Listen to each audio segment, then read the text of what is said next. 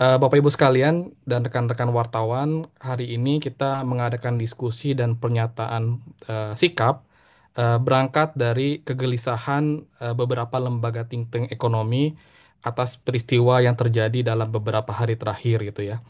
Jadi kami di lembaga think tank Indef, Core, dan Prakarsa dalam beberapa hari terakhir ini mencermati dengan serius perkembangan sosial, ekonomi, dan politik, dan kita menilai bahwa gelombang demonstrasi yang terjadi dalam beberapa hari terakhir ini adalah result gitu ya, atau cerminan kegagalan fundamental dalam pengelolaan ekonomi yang berkeadilan di Indonesia. Nah, sayangnya kalau kita dengar dari pidato Presiden kemarin siang, kita menilai bahwa sepertinya Presiden tidak mengadres akar permasalahan tersebut gitu ya. Jadi Presiden lebih fokus kepada menjaga stabilitas, juga terkait dengan beberapa statement yang terkesan mungkin ya, kalau dari kami melihat bahwa ini menyalahkan pihak asing dan sebagainya. Dan kita menilai bahwa sebenarnya sepertinya tidak langsung melihat kepada isu utama yang akhirnya membuat berbagai demonstrasi ini terjadi gitu ya. Jadi makanya kami di tiga lembaga think tank menilai bahwa mungkin kita perlu untuk mendiskusikan beberapa isu krusial dan mencoba untuk mencari jalan keluar agar Indonesia ke depan bisa lebih berkeadilan, bisa lebih maju, dan bisa sejahtera. Nah, hari ini maka kita akan coba mendiskusikan dan hari ini sudah hadir tiga pembicara yang mewakili dari masing-masing lembaga think tank. Pertama ada Mas Faisal. Selamat datang dan terima kasih Mas Faisal dari Eksekutif Terima Director kasih, Mas. dari Core Indonesia. Lalu yang kedua sudah hadir juga Ibu Esther Sri Astuti, Direktur Eksekutif dari Indef. Selamat siang Mbak Esa. Terima kasih Ya, sudah selamat siang, masih Semangat, terima kasih. Ya, dan yang terakhir ada Mas Robi sebagai Manajer Riset dan Pengetahuan dari Prakarsa. Selamat siang juga Mas Robi. Terima kasih sudah Siang, masih hadir. Mas. Terima kasih. Ya, baik Bapak Ibu sekalian. Jadi mungkin dalam 2 jam ke depan kita akan membahas beberapa isu fundamental. Jadi kami menilai Ya. sebenarnya ada tiga isu krusial yang membuat akhirnya hari ini terjadi banyak demonstrasi. Pertama adalah terkait dengan isu keadilan fiskal dan transparansi anggaran. Yang kedua adalah terkait dengan ketimpangan ekonomi yang semakin melebar dan sepertinya prioritas anggaran yang saat ini disusun oleh pemerintah tidak berpihak atau tidak merefleksikan dari kondisi ketimpangan ekonomi tersebut. Dan yang terakhir tentu terkait dengan isu kesejahteraan, isu ketenaga kerjaan dan tentu juga terkait dengan isu perlindungan tenaga kerja khususnya dari pengemudi ojek online gitu ya yang terkena dampak dari secara langsung maupun tidak langsung dari beberapa peristiwa terakhir ini. Jadi nanti mungkin dari masing-masing pembicara, dari masing-masing lembaga akan menyampaikan isunya masing-masing. Pertama akan saya mulai dari Pak Faisal, selanjutnya dari Mas Robi, dan terakhir dari Mbak Esa. Nanti setelah itu kalau ada waktu sisa akan kita lakukan diskusi tanya jawab dengan para wartawan dan peserta. Oke, mungkin bisa langsung kita mulai. Saya serahkan waktu dan ini screen-nya ke Pak Faisal mungkin sekitar 15 menit mungkin ya maksimal 10 sampai 15 menit untuk menyampaikan beberapa pandangannya. Silakan Mas Faisal. Baik, terima kasih Mas Imaduddin, dan juga salam kepada rekan-rekan semua, termasuk rekan-rekan dari Indef dan Prakarsa yang hari ini juga menyampaikan statementnya, Mbak Esther, dan juga di sini ada rekan-rekan dari Prakarsa yang mewakili ya. Em, Sebagai kesempatan pertama, em, izinkan saya dari KOR dan juga mewakili teman-teman dari lembaga think tank ekonomi untuk menyampaikan keprihatinan yang mendalam. Ya, karena kami sangat memahami bahwa aksi demonstrasi yang berbuntut kekacauan dan penjarahan saat ini merupakan akumulasi kekecewaan, kemarahan, dan frustrasi kelompok masyarakat, khususnya kalangan menengah bawah. Nah, terlepas dari ada motif-motif politik di belakangnya, kami sebagai lembaga think tank melihat ada akar permasalahan mendasar yang berhubungan dengan penghidupan, kesejahteraan dan keadilan yang selama ini belum diatasi dengan baik. Dan ini menjadi api dalam sekam yang akan mudah menyulut emosi masyarakat jika kemudian ada atau ditunggangi oleh tindakan-tindakan yang provokatif. Nah, untuk itu, KOR pada kesempatan ini ingin menyampaikan dari dimensi keadilan ekonomi, khususnya masalah ketimpangan, dan pentingnya pengambil kebijakan untuk segera merespon ketidakpuasan masyarakat pada aspek ini. Nanti mungkin akan dilanjutkan oleh rekan-rekan dari Prakarsa dan Indef untuk aspek yang lain. Nah, rekan-rekan semuanya, khususnya teman-teman media, eh, kalau Hampir kita tiap hari melihat undangan, kondisi undangan, pada undangan saat terus ini, ya. Siap. pada saat ini, kalau kita melihat Kapan data, udah nggak data itu kemana-mana Pak menunjukkan Rusdi? bahwa sepertinya ada bocor. Ya, saya lanjutkan kembali. Jadi data menunjukkan bahwa manakala elit politik, para pejabat negara dan petinggi, termasuk petinggi BUMN juga, menikmati kemewahan melalui berbagai tunjangan. Nah, ekonomi kita saat ini dihadapkan pada berbagai kondisi sebagai berikut. Yang pertama, ketimpangan ekonomi di Indonesia kita masih sangat lebar.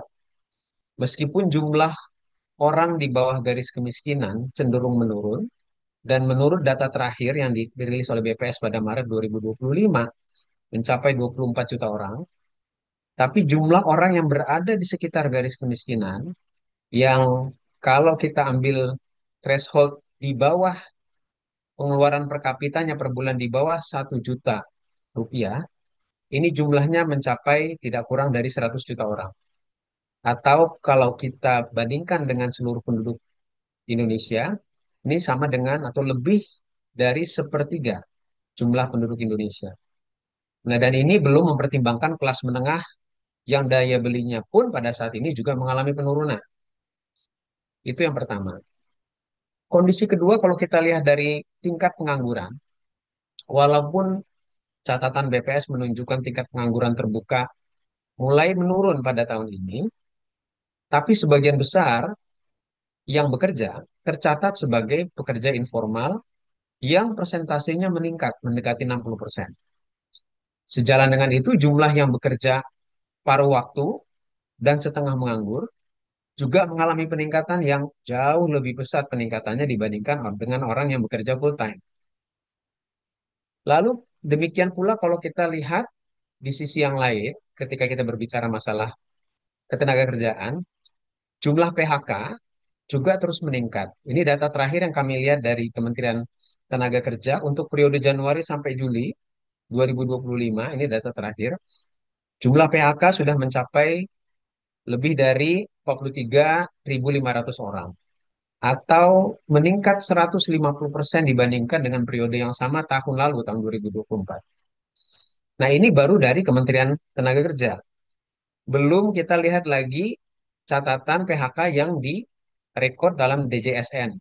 Itu untuk periode yang lebih pendek, Januari-April saja tahun ini, sudah 52.850. Nah, tadi yang dari Kemenaker, Januari sampai Juli, 7 bulan, itu baru 43.500.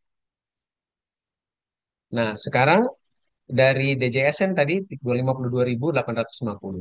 Apindo lebih tinggi lagi, dia mencatatkan 73.992 orang. Itu untuk Januari sampai April, periode yang lebih pendek.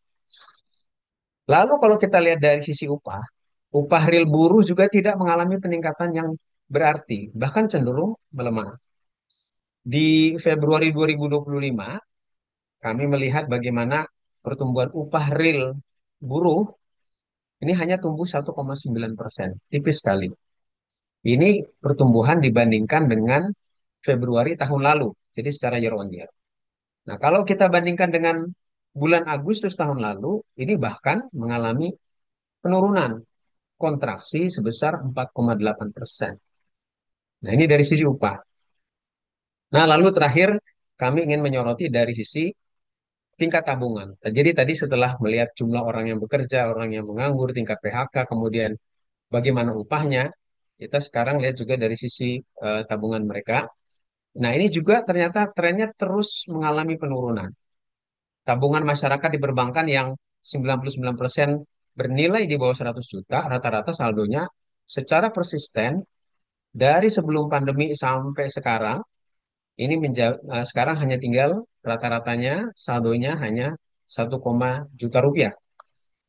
Ini yang di bawah 100 juta, yang proporsinya 99% terhadap total. Nah, sebaliknya, tabungan yang nilainya di atas 2 miliar, yang ini proporsinya paling hanya 0, sekian persen dari total pemilik tabungan. Nah, ini justru rata-rata saldonya mengalami peningkatan. Nah, jadi ada pelebaran ketimpangan di sini. Nah, ditambah lagi pada saat yang sama kalau kita lihat ada kecenderungan masyarakat untuk meminjam untuk kebutuhan-kebutuhan yang sifatnya konsumtif ini juga meningkat. Nah, ini diantaranya terlihat dari peningkatan pinjaman peer-to-peer khususnya untuk kebutuhan konsumsi. Nah, oleh karena itu, ini secara singkat saja dan saya juga tidak menyampaikan dalam bentuk paparan PPT karena waktu yang singkat. Nah, oleh karena itu, KOR ingin menyampaikan atau meminta agar para pejabat publik dan elit politik untuk peka terhadap kondisi yang dihadapi masyarakat pada saat sekarang dan melakukan langkah-langkah koreksi yang konkret. Jadi antaranya ini mungkin dari KOR ada beberapa, mungkin nanti bisa disambung oleh rekan-rekan yang lain. Nah, yang pertama, kami menggarisbawahi perlunya untuk membatalkan kebijakan-kebijakan perpajakan yang memberatkan masyarakat, khususnya kalangan menengah bawah, baik di tingkat pusat maupun juga tingkat daerah. Baik itu yang kaitannya dengan PPN, PBB, dan lain-lain untuk saat sekarang.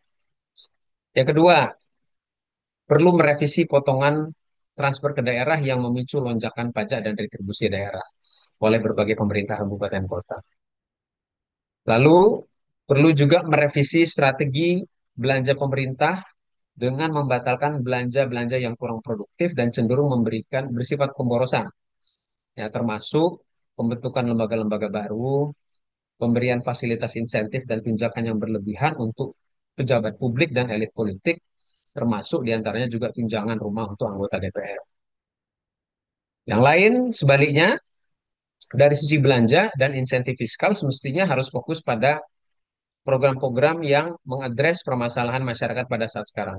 Tadi kalau kita lihat dari kondisi makronya, yang menjadi fokus mestinya adalah program-program penciptaan lapangan pekerjaan secara masif dan memperkuat sektor padat karya yang saat ini mengalami tekanan hebat. Nah, termasuk juga program pengentasan kemiskinan, fokus pada pemberdayaan ekonomi yang terintegrasi dan terstruktur, bukan hanya dengan memberikan bantuan-bantuan sosial yang tidak menyentuh pada akar permasalahan yang dihadapi masyarakat.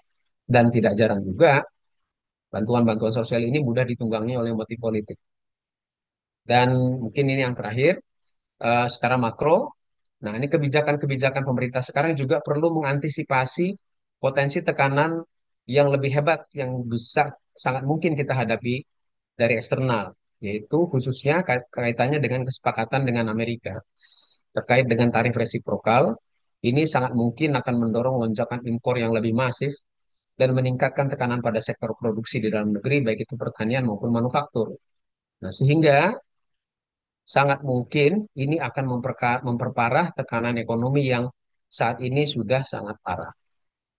Nah, terakhir, manakala kami menghargai dan bersimpati terhadap demonstrasi yang merupakan bentuk aspirasi masyarakat, yang ini perlu mendapat perhatian serius oleh pemerintah dan DPR. Kami juga mengajak masyarakat untuk tidak terjebak pada ajakan melakukan aksi-aksi penjarahan dan pengrusakan fasilitas umum maupun rumah-rumah pribadi yang bertentangan dengan hukum. Dan kami juga meminta agar pemerintah dan aparat untuk segera meredam kondisi saat sekarang dengan pendekatan yang lebih persuasif, bukan dengan tindakan yang represif. Ya, demikian mungkin sementara dari saya. Terima kasih banyak. Assalamualaikum warahmatullahi wabarakatuh. Waalaikumsalam warahmatullahi wabarakatuh. Terima kasih Pak Faisal atas pemaparannya. Tadi saya menangkap beberapa poin yang disampaikan oleh Pak Faisal. intinya adalah kita melihat bahwa secara data saat ini masyarakat di Indonesia sedang tidak baik-baik saja gitu ya. Ada beberapa data mulai dari data sosial ekonomi, pengangguran, lalu juga data kesejahteraan, lalu juga upah real yang sepertinya akhirnya menunjukkan bahwa terjadi diskoneksi antara kondisi masyarakat saat ini dengan kebijakan yang dibuat oleh pemerintah gitu ya. Jadi alih-alih merespon kondisi saat ini di masyarakat yang sedang tanda kutip sedang babak belur, tapi justru kebijakan yang dikeluarkan justru menambah beban kepada masyarakat. Nah, berangkat dari hal tersebut, tadi saya pikir ada beberapa poin rekomendasi yang sudah disampaikan oleh Pak Faisal, baik dari sisi aspek kebijakan ekonomi maupun juga terkait dengan rekomendasi dalam beberapa waktu ke depan agar demonstrasi bisa dilakukan dengan lebih baik lagi dan ini mungkin harapan kita bersama agar setelah ini kita bisa lebih baik lagi baik dalam soal sosial, ekonomi maupun politik ya. Mungkin itu sedikit rangkuman dari saya nanti kita bisa diskusikan lebih lanjut. Selanjutnya mungkin kita bisa next ke pembicara selanjutnya. Untuk sesi berikutnya saya akan menyerahkan kepada Pak Robi, manajer riset dan knowledge dari Prakarsa. Untuk waktu dan layarnya kami persilakan Pak Robi, silakan. Oke, baik. Terima kasih Mas Imad dan juga terima kasih rekan-rekan dari Indef dan KOR dan juga Prakarsa dengan mengorganize acara diskusi publik ini di tengah situasi yang memang memprihatinkan ya. Tentu kita melihat bahwa dalam beberapa hari ke belakang itu kita melihat terjadi sesuatu yang memprihatinkan bahkan tragedi ya, dan tentunya itu mencerminkan dari permasalahan dari pembangunan ekonomi sejauh ini gitu. Dan ironinya kalau kita lihat kejadian beberapa hari ke belakang itu memang tidak jauh berselang gitu ya dengan beberapa event-event eh, di negara ini gitu. Terutama terkait perekonomian gitu ya. Di mana dari event itu sebelumnya pemerintah bereuforia gitu ya, bereuforia terhadap dengan rilis data, kemudian juga pembacaan rancangan APBN 2026 ya, diawali dari mungkin kalau rekan-rekan masih ingat dengan data kemiskinan yang menurun ya beberapa bulan yang lalu gitu kan, kemudian juga diikuti dengan angka pertumbuhan ekonomi yang meningkat ya, sehingga membuat pemerintah berbangga gitu ya dan bereuforia atas pencapaian tersebut. Kemudian juga sidang tahunan MPR, di mana RAPBN 2026 yang sudah dibacakan ya, dan juga eh, kemungkinan diapresiasi oleh para Dewan Perwakilan Rakyat gitu ya. Kemudian juga rentetan dari peristiwa penganugerahan Bintang Mahaputra gitu ya, dan tidak berselang terjadilah peristiwa kemarin ya. Nah, itu menunjukkan bahwa realita di lapangan itu jauh dari data-data yang disajikan dan juga sikap-sikap ke pemerintah yang bereuforia gitu ya. Nah, kami dari Prakarsa akan coba lebih eh, menjelaskan atau menyampaikan pandangan dari sisi kondisi ketenaga kerjaan dan perlindungan tenaga kerja dan juga jaminan sosial ya. Ini saya izin share screen dari saya memiliki paparan dan beberapa data yang saya tampilkan.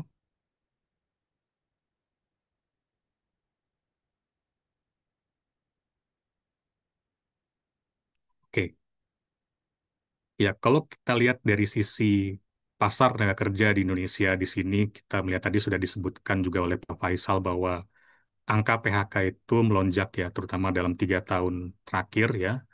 Kemudian juga walaupun di sini secara data terjadi penurunan angka pengangguran, tapi kalau kita coba lihat, kita breakdown dari sisi kualitas pekerjaan yang ada bahwa didominasi oleh pekerja informal ya. Di sini kalau kita lihat data di Januari 2025 itu jumlah angkatan pekerja sektor informal itu meningkat ya dari tahun 2024 ya sekitar hampir 60 juta angkatan kerja. Sementara pertumbuhan dari pekerja formal itu bisa dikatakan stagnan dalam 4 tahun, 4 atau 5 tahun ke belakang gitu ya.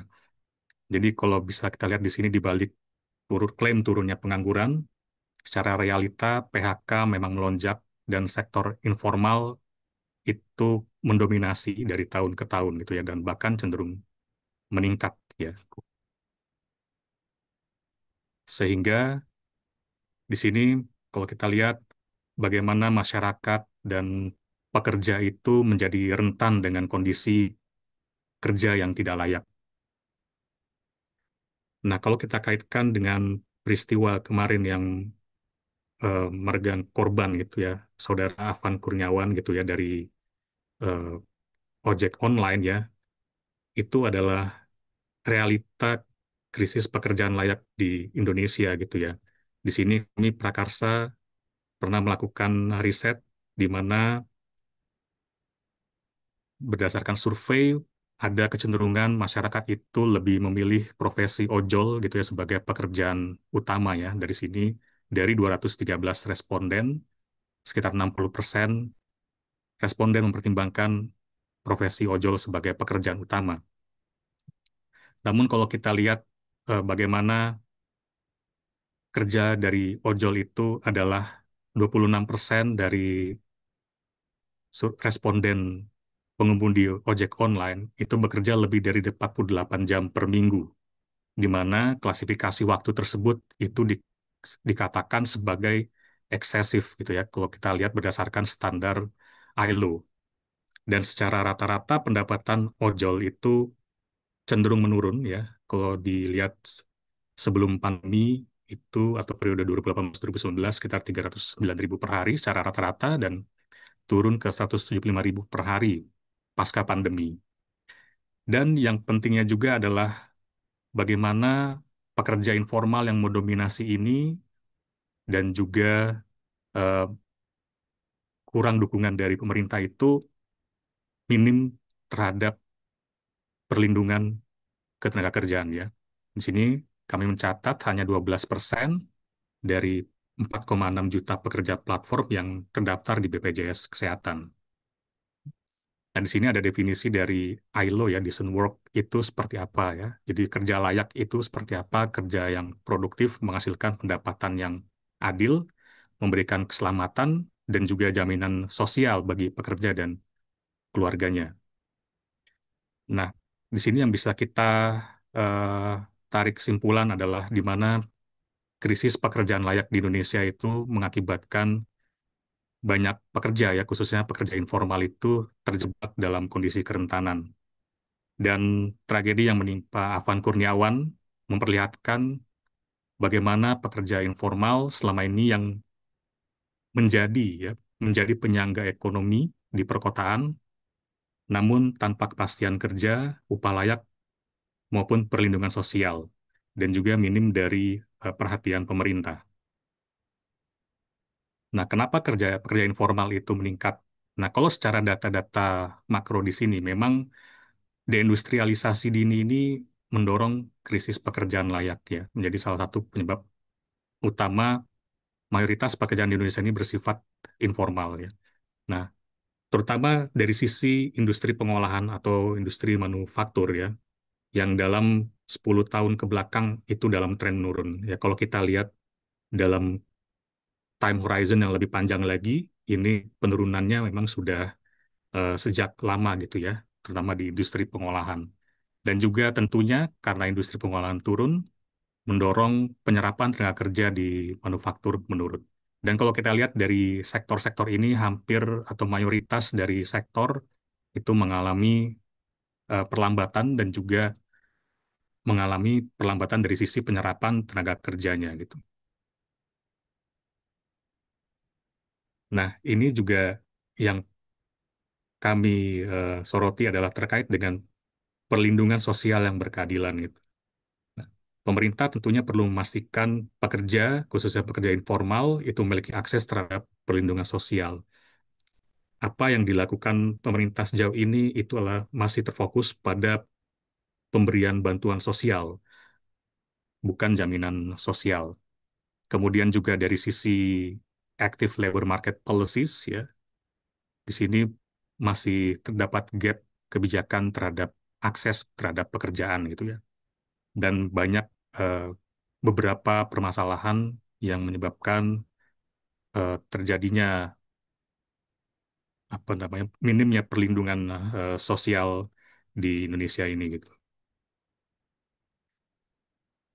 Nah, di sini kami memandang bahwa eh, merekomendasikan bahwa pemerintah perlu mengembangkan kerangka kerja layak yang menjamin mencakup upah dan jam kerja yang layak ya, serta perlindungan keselamatan kerja, kemudian untuk regulasi setingkat undang-undang untuk perlindungan dan kesejahteraan pekerja platform digital dengan skema tripartit, kemudian integrasi yang luas, skema BPJS Ketenagakerjaan dan BPJS Kesehatan, termasuk 4,6 juta pekerja platform digital dengan mekanisme kontribusi yang proporsional, kemudian juga menjalankan program padat karya tunai secara masif, secara nasional yang menyasar angkatan kerja muda, angkatan kerja ter-PHK, dan kelompok pengangguran lainnya, dan kemudian mengakselerasi kepastian hukum yang mengintegrasikan standar bisnis dan hak asasi manusia dan lingkungan, ya untuk menciptakan kepastian dan menciptakan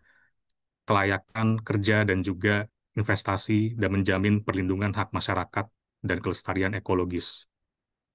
Kemudian juga yang penting untuk dilakukan adalah dari sisi pencari kerja bahwa perlu penguatan mekanisme dukungan para pencari kerja dengan sistem kartu prakerja yang tidak hanya dikembangkan terkait pelatihan, tapi juga bagaimana program prakerja itu bisa menjalankan program pemagangan atau on-the-job training hingga kontrak kerja. Namun untuk reformasi yang sifatnya mendesak adalah kami di sini juga ingin menyampaikan bahwa segera melakukan reformasi fiskal, di mana di sini Presiden Prabowo perlu menerapkan pajak kekayaan ya pada kelompok super kaya untuk menjalankan fungsi redistribusi, dan kemudian juga pemerintah daerah perlu menunda kenaikan pajak bumi dan bangunan, dan pedesaan dan perkotaan. Dan kemudian juga hentikan subsidi pembayaran PPh 21 kepada anggota DPR dan pejabat negara lainnya. Dan terkait dengan optimalisasi program jaminan sosial, di sini kami mendesak agar segera memberikan bantuan sosial tunai kepada warga miskin dan tidak mampu melalui realokasi dari anggaran Koperasi Merah Putih dan juga makan bergizi gratis. Kemudian juga memperluas perlindungan BPJS Ketenagakerjaan bagi pekerja informal khususnya. Mungkin sementara itu yang bisa saya sampaikan dari paparan ini. Saya kembalikan ke moderator.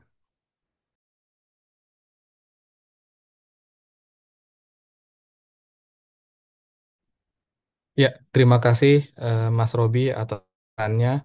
Saya pikir ini salah satu topik yang sangat krusial terkait dengan kesejahteraan pekerja, lalu juga terkait dengan pekerja informal, lalu juga terkait dengan ojol atau ojek online yang merupakan kita sebut sebagai kelompok dari gig worker ya, yang kalau beberapa datanya menunjukkan bahwa satu secara kesejahteraan, secara income juga tidak mengalami peningkatan, justru cenderung mengalami penurunan. Dan yang kedua adalah ojol atau gig worker ini adalah kelompok masyarakat yang masuk dalam kelompok informal sektor yang relatif lindungannya lebih minim gitu ya dibanding pekerja yang kerja di sektor formal gitu. Dan sebenarnya apa yang terjadi dengan almarhum Afan Kurniawan ini sebenarnya hanya fenomena eh, gunung es gitu ya. Yang sebenarnya kalau kita bisa lihat lebih dalam, banyak sekali pekerja informal atau pekerja gig worker yang memang kondisinya sedang tidak baik-baik saja saat ini gitu. Dan ini semua banyak juga berkaitan dengan isu deindustrialisasi dini yang terjadi sejak tahun, saya pikir sejak 10 atau 20 tahun yang lalu, di mana kita sampai saat ini belum berhasil untuk mereverse deindustrialisasi yang terjadi di Indonesia. Sehingga akhirnya dampaknya adalah penciptaan pekerjaan yang layak ini relatif stagnan, relatif minim gitu ya, yang sebenarnya ini krusial untuk bisa menciptakan lapangan kerja sebanyak-banyaknya. Nah, oleh sebab itu tadi saya pikir ada beberapa rekomendasi yang sudah disebutkan oleh eh, Mas Robi. mulai dari reformasi kebijakan, baik reformasi fiskal maupun terkait dengan optimalisasi jaminan sosial. Dan ini beberapa poin yang kita akan catat dan nanti akan kita diskusikan lebih lanjut di sesi-sesi berikutnya. Baik, selanjutnya kita akan masuk ke pemaparan terakhir yang akan disampaikan oleh Eksekutif Director dari Indef, Ibu Esther Sri Astuti atau biasa kita sebut sebagai panggilnya Mbak Esa. Untuk waktu dipersilakan Mbak Esa. Ya, terima kasih Mas Simat. Assalamualaikum warahmatullahi wabarakatuh. Pertama-tama saya mengucapkan bela sungkawa dan turut berduka cita atas meninggalnya almarhum Afan Kurniawan ya dan beberapa eh, korban dalam demo yang besar kemarin. Dan tentunya saya apa, mengutuk ya aksi represif dari aparat yang tidak bertanggung jawab dalam hal ini oknum aparat yang tidak bertanggung jawab. Nah, mohon share ya. Oke, baik akses yang sudah ada. Baik, saya lebih menyorotin kepada kebijakan fiskal ya. Kalau kita lihat apa sih motif demonstrasi yang ada di DPR gitu ya, dipicu dari apa aksi demonstrasi yang di DPR di Jakarta dan kemudian meluas di beberapa kota. Apakah memang benar karena ada campur tangan asing atau ada eh, kelompok-kelompok yang tidak ingin Indonesia maju ya? Nah, ini beberapa report ya dari beberapa media. Nah, ternyata ya di sini bukan itu ya. Ini masalah perut gitu ya. Nah, pajak bumi dan bangunan naik drastis ya. Kemudian di sini tadi dikatakan bahwa ada tunjangan ya DPR pada anggota DPR yang luar biasa gitu. Sementara di sisi lain eh, undang-undang ketenagakerjaan ya tidak melakukan atau tidak menyediakan perlindungan terhadap tenaga kerja yang layak gitu. Di sisi lain juga PHK terus-menerus dan di sini nilai apa kelayakan dari pendapatan dari suatu pekerja yang tadi sudah disampaikan kepada dari Mas Robi ya dan Mas Faisal sudah ada. Nah, kalau kita lihat ya di sini Bapak Ibu semua teman-teman media jomplang banget gitu ya. Upah minimum tenaga kerja ya rata-rata sekitar 5 juta ya. Tapi di sini di sisi lain anggota DPR ini pendapatannya jauh lebih besar ya. 104 ini yang resmi gitu ya. Nah, berarti kan 20 kali lipatnya. Ini rata-rata. Nah, kemudian kalau kita lihat lagi ya, dampaknya apa? Ya, seketika ya US dollar, rupiah terhadap US dollar terdepresiasi dan indeks saham itu juga mengalami penurunan ya. Nah, riset menunjukkan ya beberapa riset ini bukan omongan saya bahwa kondisi politik ini sudah akan berpotensi mempengaruhi pergerakan nilai tukar dan IHSG. Contohnya sudah dikemukakan oleh Elder Melnik ya, Narayan dan seterusnya ya. Nah, seperti ketika ada aksi teroris ya, maka itu juga akan berdampak pada saham dan nilai tukar gitu. Ini temuannya Elder dan Melnik dan seterusnya.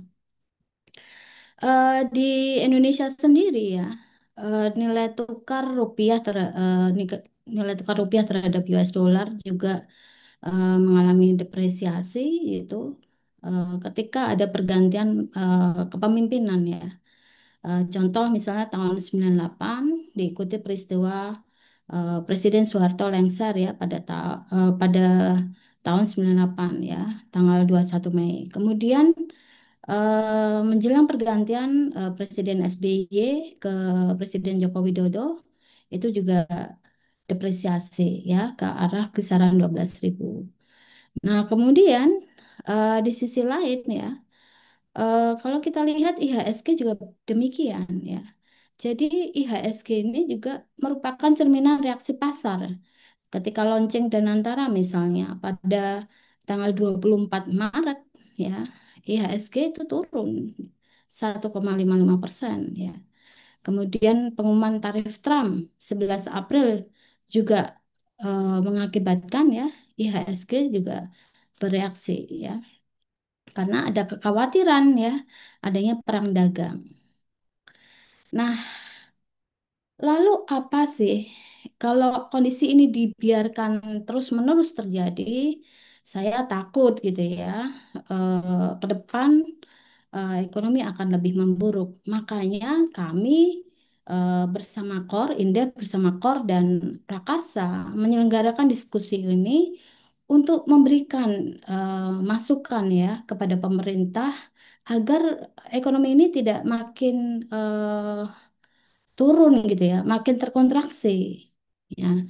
Nah, kita potret dulu deh dari anggaran APBN. Kita lihat dari sini ya, belanja modal itu jauh lebih kecil daripada belanja rutin gitu ya. Apa sih belanja rutin itu? Ya belanja pegawai, belanja barang ya, pembayaran bunga utang, subsidi pun itu makin kecil loh. Bantuan sosial pun juga ini yang biru ini dongger makin kecil gitu ya. Sementara belanja pegawai, belanja barang, belanja pembayaran utang meningkat gitu. Nah, di sisi lain pendapatan pajak itu mengalami perlambatan gitu. Nah, ini menjadi trigger ya ketika jatuh tempo utang itu dekat gitu ya. Ini adalah jadwal jatuh tempo utang tahun 2025. Kewajiban utang jatuh tempo tahun ini tuh sekitar 800,33 triliun ya. Nah, ditambah dengan bunga utangnya total 1.353,18 triliun. Luar biasa. Jadi perkembangan belanja negara pun ini ya kalau dilihat ternyata memang sangat meningkat gitu. Nah, di sisi lain kita tahu pajak itu adalah tulang punggung dari anggaran APBN kita gitu. Pajak dan cukai tentunya itu menjadi backbone dari APBN kita. Sementara kita tahu bahwa ini di sisi lain ya, penerimaan negara bukan pajak ini porsinya masih relatif kecil. Dan ini biasanya tergantung pada struktur ya. Struktur pendapatannya itu masih rentan pada fluktuasi global karena kita rely on pada eh, ekspor komoditas gitu. Nah, ini. Nah, sementara di sisi lain kebutuhan anggaran untuk program-program prioritas ini sangat fantastis gitu ya. Ketahanan pangan itu sekitar 164 triliun plus 22 triliun ya. Ketahanan energi 400-an triliun, MBG in total ya 335 triliun, pendidikan 757 dan seterusnya gitu. Jadi kita apresiasi dengan baik program prioritas dari Presiden Prabowo.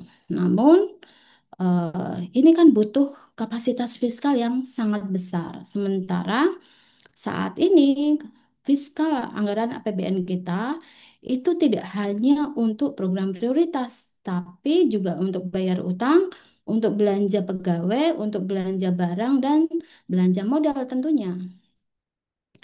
Nah, di sisi lain kalau kita lihat kebutuhan anggaran untuk kementerian dan lembaga itu juga tidak sedikit gitu ya. Kita lihat dari BGN ya, ini untuk MBG 268 triliun ya dalam era APBN 2026.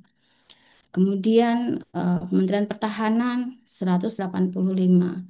polisi 145 triliun, dan seterusnya.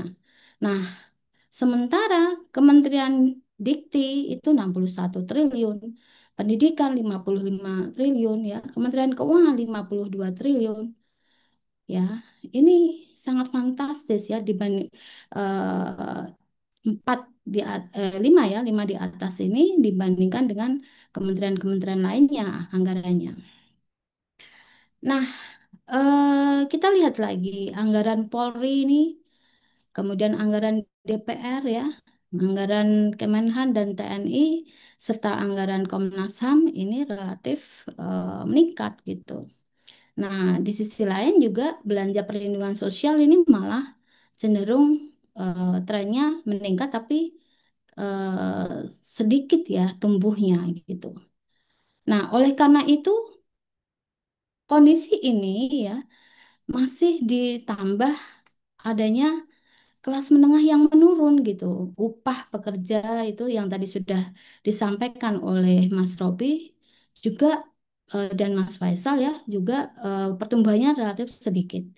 Nah, ini serapan dari tenaga kerja di sisi industri manufaktur ya dengan adanya investasi yang masuk ini ternyata masih belum ya masif gitu. Nah, sehingga ke depannya revitalisasi dan transformasi industri manufaktur itu harus dilakukan. Penguatan rantai pasok domestik ya, itu juga harus dilakukan. Dan transformasi UMKM ke industri skala menengah juga harus dilakukan. Kalau enggak ya tadi sektor informal akan meningkat terus gitu dibandingkan sektor formal. Kesimpulannya apa? Transparansi alokasi anggaran untuk menghindarkan distrust masyarakat ya. Kemudian menunda kenaikan pajak. Nah, di tengah ekonomi yang sangat lesu ya, anggaran dialokasikan untuk program yang berdampak luas ya ke masyarakat. Kemudian program prioritas itu sebaiknya dilaksanakan bertahap dan dilakukan evaluasi secara berkala dan alokasi anggaran untuk program prioritas ya sesuai dengan kapasitas fiskal, jangan terlalu maksa gitu. Nah, kemudian eh, sebaiknya rekomendasi yang mendesak adalah moratorium penambahan beban pajak masyarakat ya, seperti PPN dan seterusnya, PBB ya, itu sebaiknya dilakukan moratorium. Kemudian segera terapkan pajak kekayaan untuk kelompok yang super kaya. Jadi subsidi silang, yang kaya bayar pajak lebih mahal untuk apa memperbanyak ya fasilitas publik untuk yang tidak mampu. Kemudian kebijakan pemotongan transfer ke daerah juga ini harus direvisi ya. Kemudian participatory budget juga harus dilakukan. Realokasi anggaran yang tidak produktif juga harus dilakukan ya. Seperti untuk apa anggaran untuk penambahan pejabat pemerintah, anggota DPR dan belanja militer itu lebih baik digunakan ya saat ini untuk sektorial dan penciptaan lapangan pekerjaan gitu.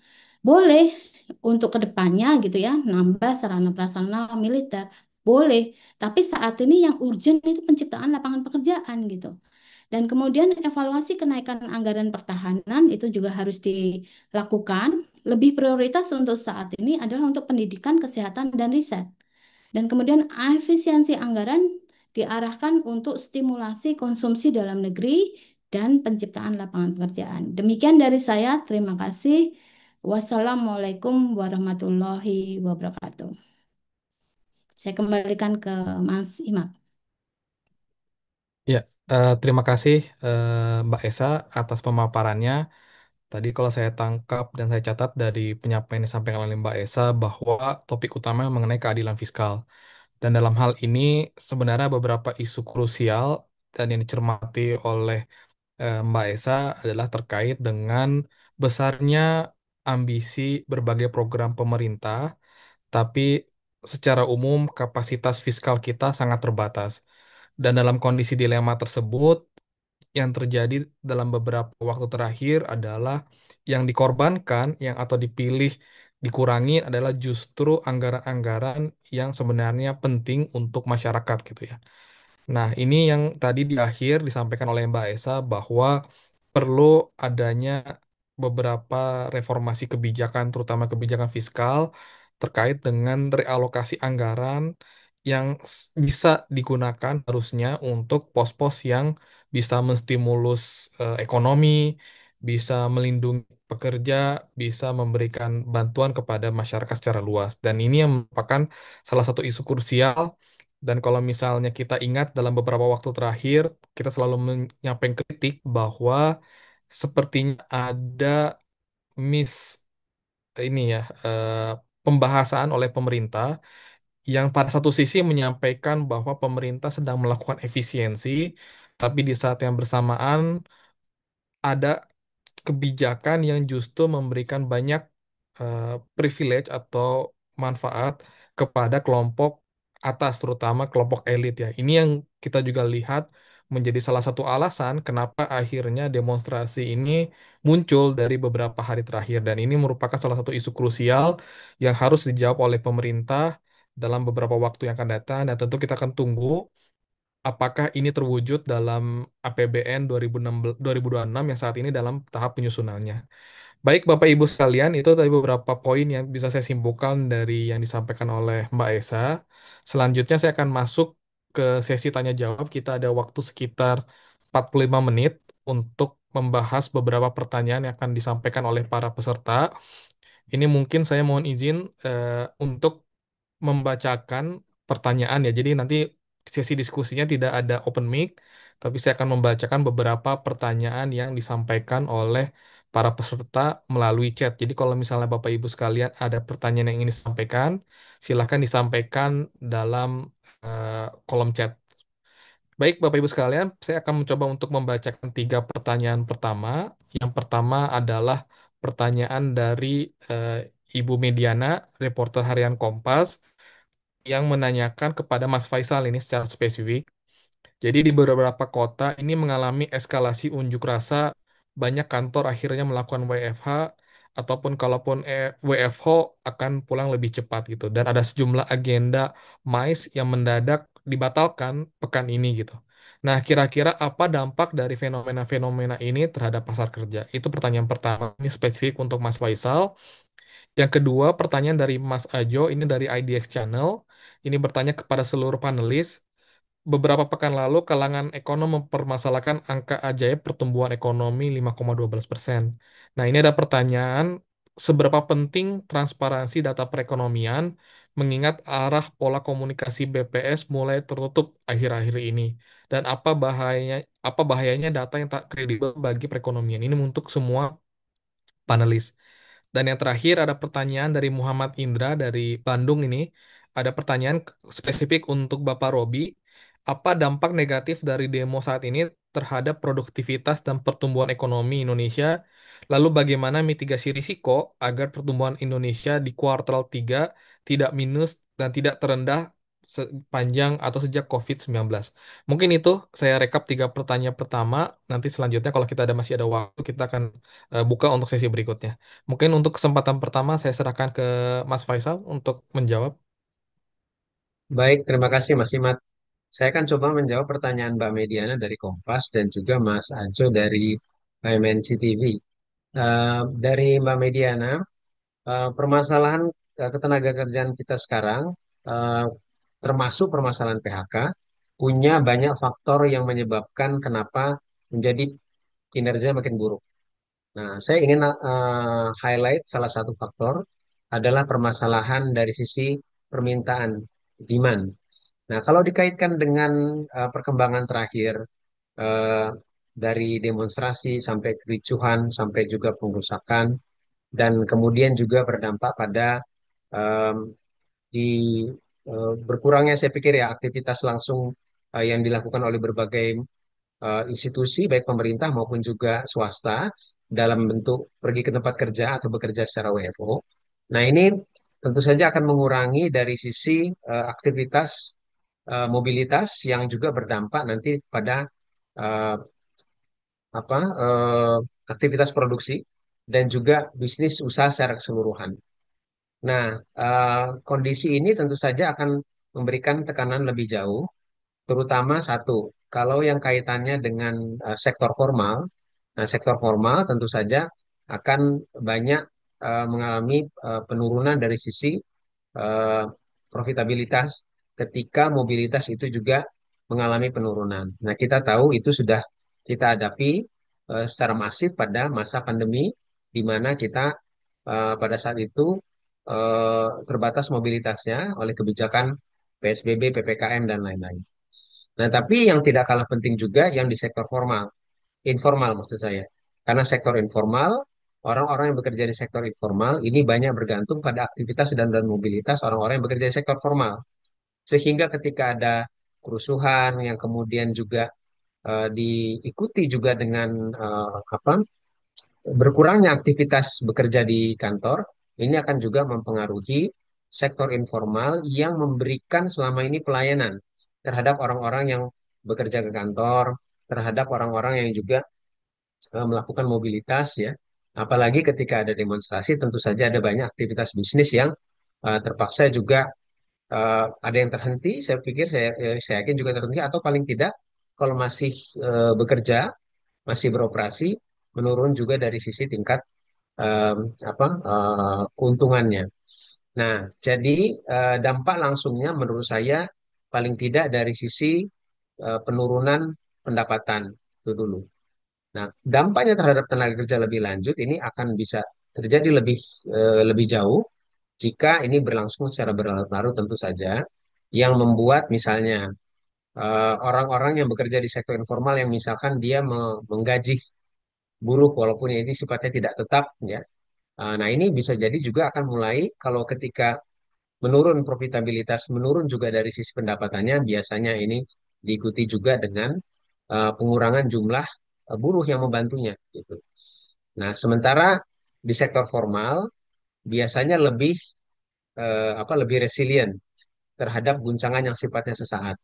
Tapi kalau terjadi secara terus-menerus tidak menutup kemungkinan juga dan itu sudah dialami oleh eh, eh, apa bisnis sektor-sektor industri yang padat karya yang selama ini mengalami tekanan dari pasar dalam negeri juga dari pasar luar negeri juga. Nah, oleh karena itu saya juga meng-highlight bahwa kondisi terakhir ini juga akan bisa berdampak pada sektor formal jika menurunkan keyakinan terhadap iklim usaha dan juga bisnis dan investasi. Nah, ini artinya potensi penciptaan lapangan pekerjaan formal ini bisa jadi akan jadi lebih berkurang ke depan. Ya. Nah, itu satu pertanyaan dari Mbak Mediana. Dari Mas Ajo, dari MNC TV. Nah, ini sangat menarik memang untuk melihat bagaimana eh, reliabilitas dan kredibilitas dari eh, lembaga eh, lembaga statistik seperti BPS ya, karena tentu saja eh, objektivitas dan kredibilitas ini dari lembaga ini itu menjadi acuan bukan hanya oleh masyarakat tapi juga pelaku usaha termasuk juga menjadi acuan bagi pemerintah untuk mengeluarkan kebijakan-kebijakan yang tepat tentu saja. Nah, kita tahu bahwa tadi pagi jam 11 sudah ada beberapa rilis terbaru untuk data BPS. Ya, Alhamdulillah ternyata rilis datanya masih tepat waktu di 1 September ya. Tidak mengalami delay ya. Walaupun tidak ada press conference kalau tidak salah ya. Nah, tapi beberapa hal yang perlu dicatat di sini menurut saya adalah, nah, tadi yang Mas Ajo tanyakan juga adalah masalah eh, yang masih mengganjal sampai sekarang ya tentang pertumbuhan ekonomi di kuartal 2 yang fantastis di 5,12%. Secara pertumbuhan ekonominya kalau dari kapasitas potensi Indonesia sebetulnya tidak fantastis. Tapi kalau dilihat dari realita di lapangan dan juga leading indicators yang kita amati sepanjang triwulan kedua, nah ini rata-rata jauh memang antara yang dirilis oleh BPS dengan leading indicators yang kami baca. Oleh karena itu, hampir seluruhnya dari pengamat yang melakukan prediksi, ini ternyata gap antara prediksi dengan rilis BPS-nya cukup jauh, gitu ya. Dan kalau saya bandingkan dengan yang barusan dirilis oleh BPS hari ini, saya mungkin mencoba mengangkat satu poin saja karena saya juga belum sempat untuk membaca semua rilis BPS-nya. Nah, salah satu yang kita eh, lihat gapnya agak jauh adalah konsumsi rumah tangga, ya, yang di kuartal kedua ternyata pertumbuhannya ini lebih tinggi dibandingkan dengan kuartal satu. Di beberapa kesempatan yang saya dengarkan dari BPS, alasannya adalah bahwa ternyata di triwulan kedua ada shifting konsumsi rumah tangga dari yang konvensional dan esensial ke yang sifatnya leisure, yaitu orang terutama ini tentu saja yang menengah atas ya, ini kemudian membelanjakan uangnya untuk aktivitas-aktivitas berwisata. Nah, itu salah satu alasannya. Nah, hari ini kita melihat data daripada BPS, salah satu contohnya saja adalah data kunjungan wisatawan dan juga tingkat hunian kamar. Nah, di bulan Juli, ya ini kita tahu bahwa bulan Juni dan Juli ini adalah timing di mana pemerintah memberikan paket stimulus kedua, ya, yang diantaranya adalah diskon untuk tiket perjalanan baik itu kereta api, kapal laut maupun juga pesawat. Nah, kita lihat data di bulan Juli ternyata perjalanan wisatawan nasional turun 5,24%. Tingkat hunian kamar juga turun 52,7% atau turun 3,57 poin secara year on year.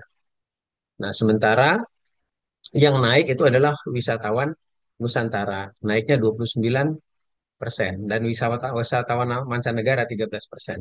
Jadi melihat kondisi seperti ini, kalau kita lihat wisatawan nasional khususnya dan tingkat hunian kamar yang masih turun, nah ini tentu saja kita mempertanyakan statement bahwa konsumsi rumah tangga itu meningkat di triwulan kedua dan juga ini konteksnya juga ada triwulan sampai triwulan ketiga karena paket stimulus kedua itu diberikan Juni-Juli ya. Jadi di akhir bulan triwulan kedua dan juga awal triwulan ketiga ada shifting dari yang konvensional ke leisure karena data-data menunjukkan tidak ada peningkatan signifikan dari jumlah wisatawan dan juga tingkat hunian kamar hotel. Bahkan kalau kita lihat di bulan Juli, wisatawan nasional tadi turun 5,24% dan tingkat hunian kamar hotel turun 3,57% poin. Sorry. Demikian jawaban dari saya. Terima kasih. Iya, terima kasih Mas Faisal atas responsnya. Mungkin next langsung ke Mas Robi, mungkin bisa dijawab dengan singkat ya, karena kita masih ada sesi berikutnya untuk tanya jawab. Silakan Mas Robi. Oke, baik. Terima kasih, Mas Imad. Pertanyaan dari Mas Ajo ya, EDX Channel, terkait dengan transparansi data dari BPS ya. Transparansi saya rasa penting ya, terutama mungkin kalau dilihat dari konteks transparansi itu dari sisi metodologi gitu ya. Transparansi metodologi penting atau perlu. Eh, Namun yang penting lagi atau tidak kalah penting lagi adalah bagaimana BPS di apa ya istilahnya dipastikan mungkin melalui peer review ataupun audit dalam melakukan proses pengolahan data ya. Karena kalau dari sisi transparansi metodologi saya yakin sudah ada ya dipublish gitu kan. Seperti juga sama halnya dengan lembaga keuangan yang transparansi metodologi melakukan perhitungan. Tapi metodologi itu kan tidak yang dipublish itu tidak apa namanya tidak mendetil sampai dengan proses. Tetap masih ada ruang dari biasanya kalau dari dalam hal pengolahan data statistik gitu ya, dari metodologi itu garis besar tetap ada ruang untuk eh, bagian-bagian yang di-adjust gitu ya istilahnya ya, atau disesuaikan. Nah, eh, yang terpenting adalah bagaimana memastikan agar dilakukan mungkin semacam audit terhadap lembaga statistik ya, secara berkala kemudian atau juga peer review melihat bagaimana proses perhitungan apakah dilakukan sesuai dengan apa namanya atau ada penyimpangan dan segala macamnya. Mungkin itu ya. Kemudian pertanyaan dari Mas Indra ya, dampak dari demo dan bagaimana mitigasi risiko ya. Kalau menurut saya eh, kita di Q3 ini memang masih minim dengan momentum ya. Dan apalagi dengan adanya kejadian seperti ini, tentu jangka pendek ya, short term yang perlu dilakukan oleh pemerintah adalah dari sisi bagaimana memulihkan kepercayaan masyarakat ya. Misalkan dari statement pemerintah ya, pemerintah sudah mengeluarkan statement dan mungkin serangkaian beberapa tindakan.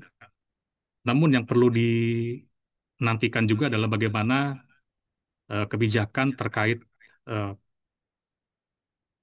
pekerja informal gitu ya. Kalau tadi saya dari sisi pekerja informal ya, apakah ada arah pemerintah untuk memperbaiki atau misalnya komitmen untuk em, mengeluarkan kebijakan terkait dengan sistem jaminan sosial yang menyeluruh gitu ya. Kemudian juga dari sisi bagaimana pemerintah merespons data ya, seperti kita ketahui bahwa dalam beberapa rilis data terakhir ya, seperti yang saya sampaikan di awal tadi, pemerintah merespons dengan euforia gitu ya. Misalkan dengan data kemiskinan yang turun, tapi tanpa mengelaborasi adanya peningkatan data kemiskinan di perkotaan gitu kan, yang justru itu bisa menjadi eh, resiko atau hal yang membahayakan bagi kelas menengah gitu ya. Kemudian juga bagaimana pemerintah mengakui memang di sini ada perlu perbaikan atau improvement dari sisi perekonomian ya.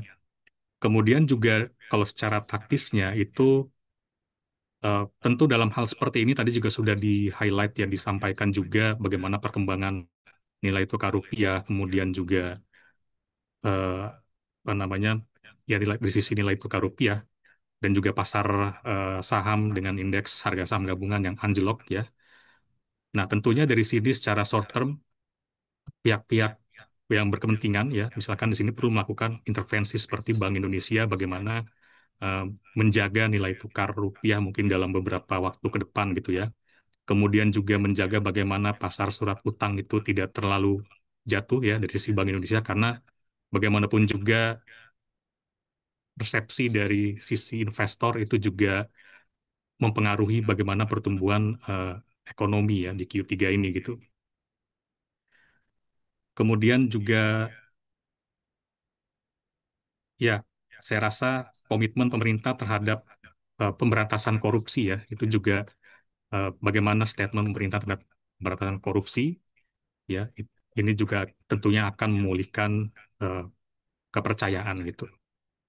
Dan juga mencopot tentunya mungkin beberapa pejabat yang memiliki kinerja tidak sesuai dengan visi presiden gitu ya, atau mungkin memiliki eh, kinerja yang bertentangan dengan aspirasi masyarakat seperti itu ya.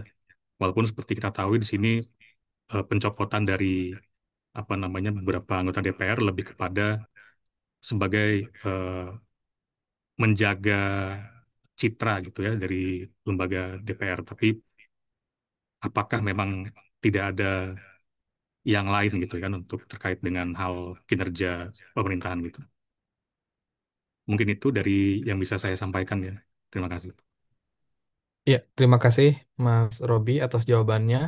Selanjutnya silakan Mbak Esa untuk menjawab beberapa pertanyaan tadi. Masih di mute Mbak Esa. Ya. Terima kasih Mas Imad. Mohon maaf nih. Jadi pertanyaannya ini menurut saya sangat menarik ya. Jadi terkait tadi sudah Mas Faisal katakan sama Mas Robi ya, pertumbuhan ekonomi 5,12 gitu persen itu memang prediksi kita dari pengamat ini meleset semua gitu ya kebanyakan. Bukan hanya dari pengamat sih, dari beberapa lembaga pemerintah juga non BPS itu meleset semua gitu. Nah, saya dengar juga ini ada perubahan metode. Kalau menurut saya, ya kalau transparansi dan komunikasi publik yang baik gitu ya. Kalau ada perubahan metode, ya dikemukakan. Namun di sisi lain, kalau ada perubahan metode kan harusnya apple to apple ya. Kalau tahun lalu menggunakan metode A, maka di sini tahun sekarang ya harus menggunakan metode B gitu. Jadi biar apple to apple. Nah, yang kedua, kalau memang prediksinya apa angkanya itu tidak sesuai dengan kondisi kenyataan yang ada sekarang di sektor real, maka kalau saya sebagai researcher pasti saya akan koprek kembali nih, apa nih yang salah nih? Datanya kah atau metodenya kah yang berbeda gitu kan, sehingga prediksi atau forecaster yang baik itu adalah yang bisa menghasilkan angka sesuai dengan kenyataan gitu, yang bisa mencerminkan kenyataan yang ada, itu angka yang baik seperti itu ya.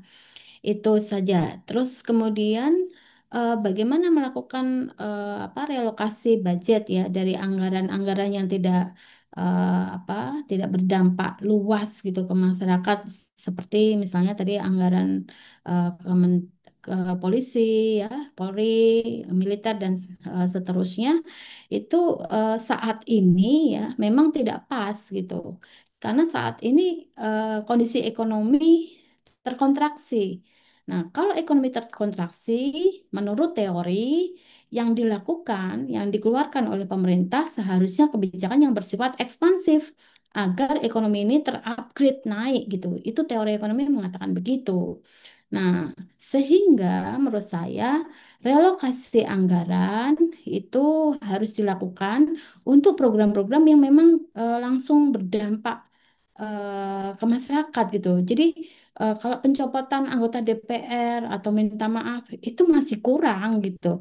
Rakyat itu butuh eh, apa program yang memang berdampak sesuai dengan janji-janji kampanye yang sudah di launching pada saat kampanye dulu gitu. Itu sih Mas Imad dari saya.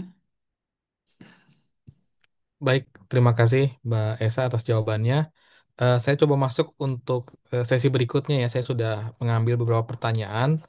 Pertama, saya akan coba bacakan. Ada pertanyaan dari Mas Eko ya, reporter dari Fortune Indonesia yang ditujukan kepada Pak Faisal dan Bu Esa. Nah, ini ada pertanyaan terkait dengan tarif Trump yang baru saja dibatalkan oleh Pengadilan Banding Federal Amerika Serikat. Nah, ini ada pertanyaannya adalah apa dampak jangka pendek dan jangka panjangnya dari pembatalan tarif tersebut untuk ekspor Indonesia? Lalu dalam konteks kesepakatan tarif yang telah dicapai dengan Amerika, apa risiko ekonomi bagi Indonesia jika AS menguatkan putusan tersebut gitu. Dan apakah memang perlu ada negosiasi ulang yang harus dilakukan? Nah, itu pertanyaan pertama dari Pak Eko terkait dengan tarif Trump. Yang kedua ada pertanyaan dari Ibu Safira, ini reporter dari Detikcom.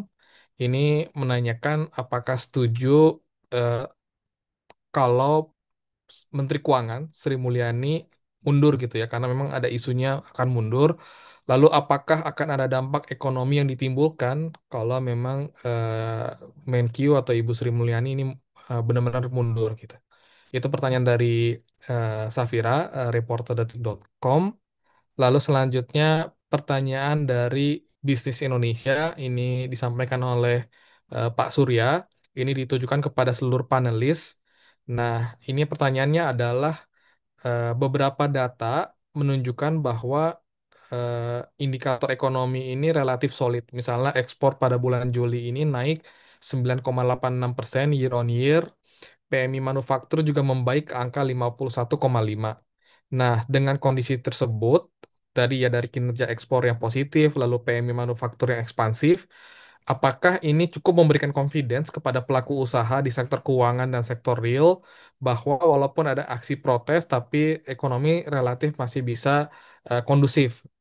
Lalu yang kedua adalah apa sekiranya yang masih bisa direspon oleh pemerintah untuk meredam gejolak dan memunculkan kembali confidence pelaku usaha di sektor keuangan dan real. Nah, itu pertanyaan ketiga dari Pak Surya. Nah, ini yang terakhir untuk sesi ini dari Ibu Triwahyuni, wartawan BBC Indonesia. Ini tadi coba mengambil dari pernyataan yang disampaikan Bu Esa bahwa sebenarnya demo hari ini itu dipicu oleh masalah perut gitu. Dan tapi respon pemerintah adalah membatalkan tunjangan DPR, lalu moratorium kunjungan dinas luar negeri. Nah, menurut Bu Esa, Pak Faisal, dan Pak Robi, apakah memang artinya pemerintah gagal memahami masalah yang sebenarnya? Lalu, apa respon yang seharusnya dilakukan agar bisa meredam emosi warga dan meredam kekhawatiran investor yang juga tadi disebutkan oleh Pak Erlangga pagi ini? Mungkin itu 4 pertanyaan yang kami coba saya rangkum dan mohon dijawab oleh masing-masing pembicara. dalam sesi yang kedua ini. Mungkin untuk kesempatan pertama saya akan coba ubah sedikit ke Mas Robi dulu kali ya. Habis itu Mas Robi, Mbak Esa, terakhir baru ke Mas Faisal. Silakan Mas Robi. Ya, saya coba menjawab ya terkait dengan dari bisnis Indonesia ya Pak Surya, indikator ekonomi yang solid, apakah cukup untuk meredam atau membentuk confidence ya? Mungkin kalau saya melihat dari dua eh, sudut pandang ya. Kalau misalkan dari sisi ya mungkin dari sisi pasar keuangan ini bisa cukup meredam ya gejolak di pasar keuangan gitu. Karena memang pasar keuangan itu kan lebih melihat dari sisi permukaan gitu. Namun kalau misalkan dari sisi ekonomi secara sektoril ya, data-data indikator yang solid tersebut seberapa mencerminkan di masyarakat ya. Dan juga kita juga tidak bisa melihat dari satu poin waktu ya, dari sisi kondisi ekspor atau PMI manufaktur dengan peningkatannya ini gitu. Bagaimana secara tren gitu ya, apakah memang dalam mengarah ke yang solid atau seperti apa atau temporer gitu ya. Dan tentunya eh, mungkin kalau hanya data ini belum bisa dirasa untuk membentuk confidence ya. Namun lebih dari itu, tadi yang seperti sudah juga disampaikan, eh, untuk membentuk confidence tentunya bagaimana komitmen pemerintah ya untuk bagaimana mendesain eh, anggaran itu yang benar-benar representatif kepada untuk kepentingan masyarakat secara luas gitu ya, dan tidak mungkin tidak menutup telinga dan mata terkait dengan kondisi anggaran yang memang fiscal space-nya sudah sempit ya, dan terutama tetap menjalankan program-program yang membutuhkan atau menyerap anggaran jumbo gitu kan, seperti makan bergizi gratis gitu ya. Saya rasa sudah banyak aspirasi atau masukan dari berbagai kalangan bahwa bagaimana penerapan makan bergizi gratis ini semestinya dilakukan, apalagi dalam desain era APBN 2026, dari makan bergizi gratis ini masuk ke dalam anggaran pendidikan gitu ya. Dan di situ tentu sangat disayangkan bahwa cukup mengambil besar porsi alokasi pendidikan ya. Dan kemudian tentunya pemerintah juga apa yang masih bisa dilakukan oleh pemerintah adalah bagaimana memulihkan kepercayaan publik, tentu dari sisi apa kemudian yang dilakukan pemerintah terhadap eh, perlindungan sosial tadi ya, kemudian pekerja informal gitu.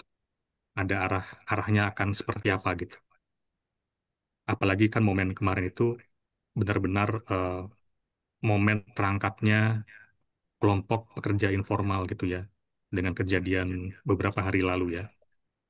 Kemudian juga dari sisi eh, tadi pertanyaan apakah pemerintah gagal dalam merespon dalam melakukan kebijakan ya.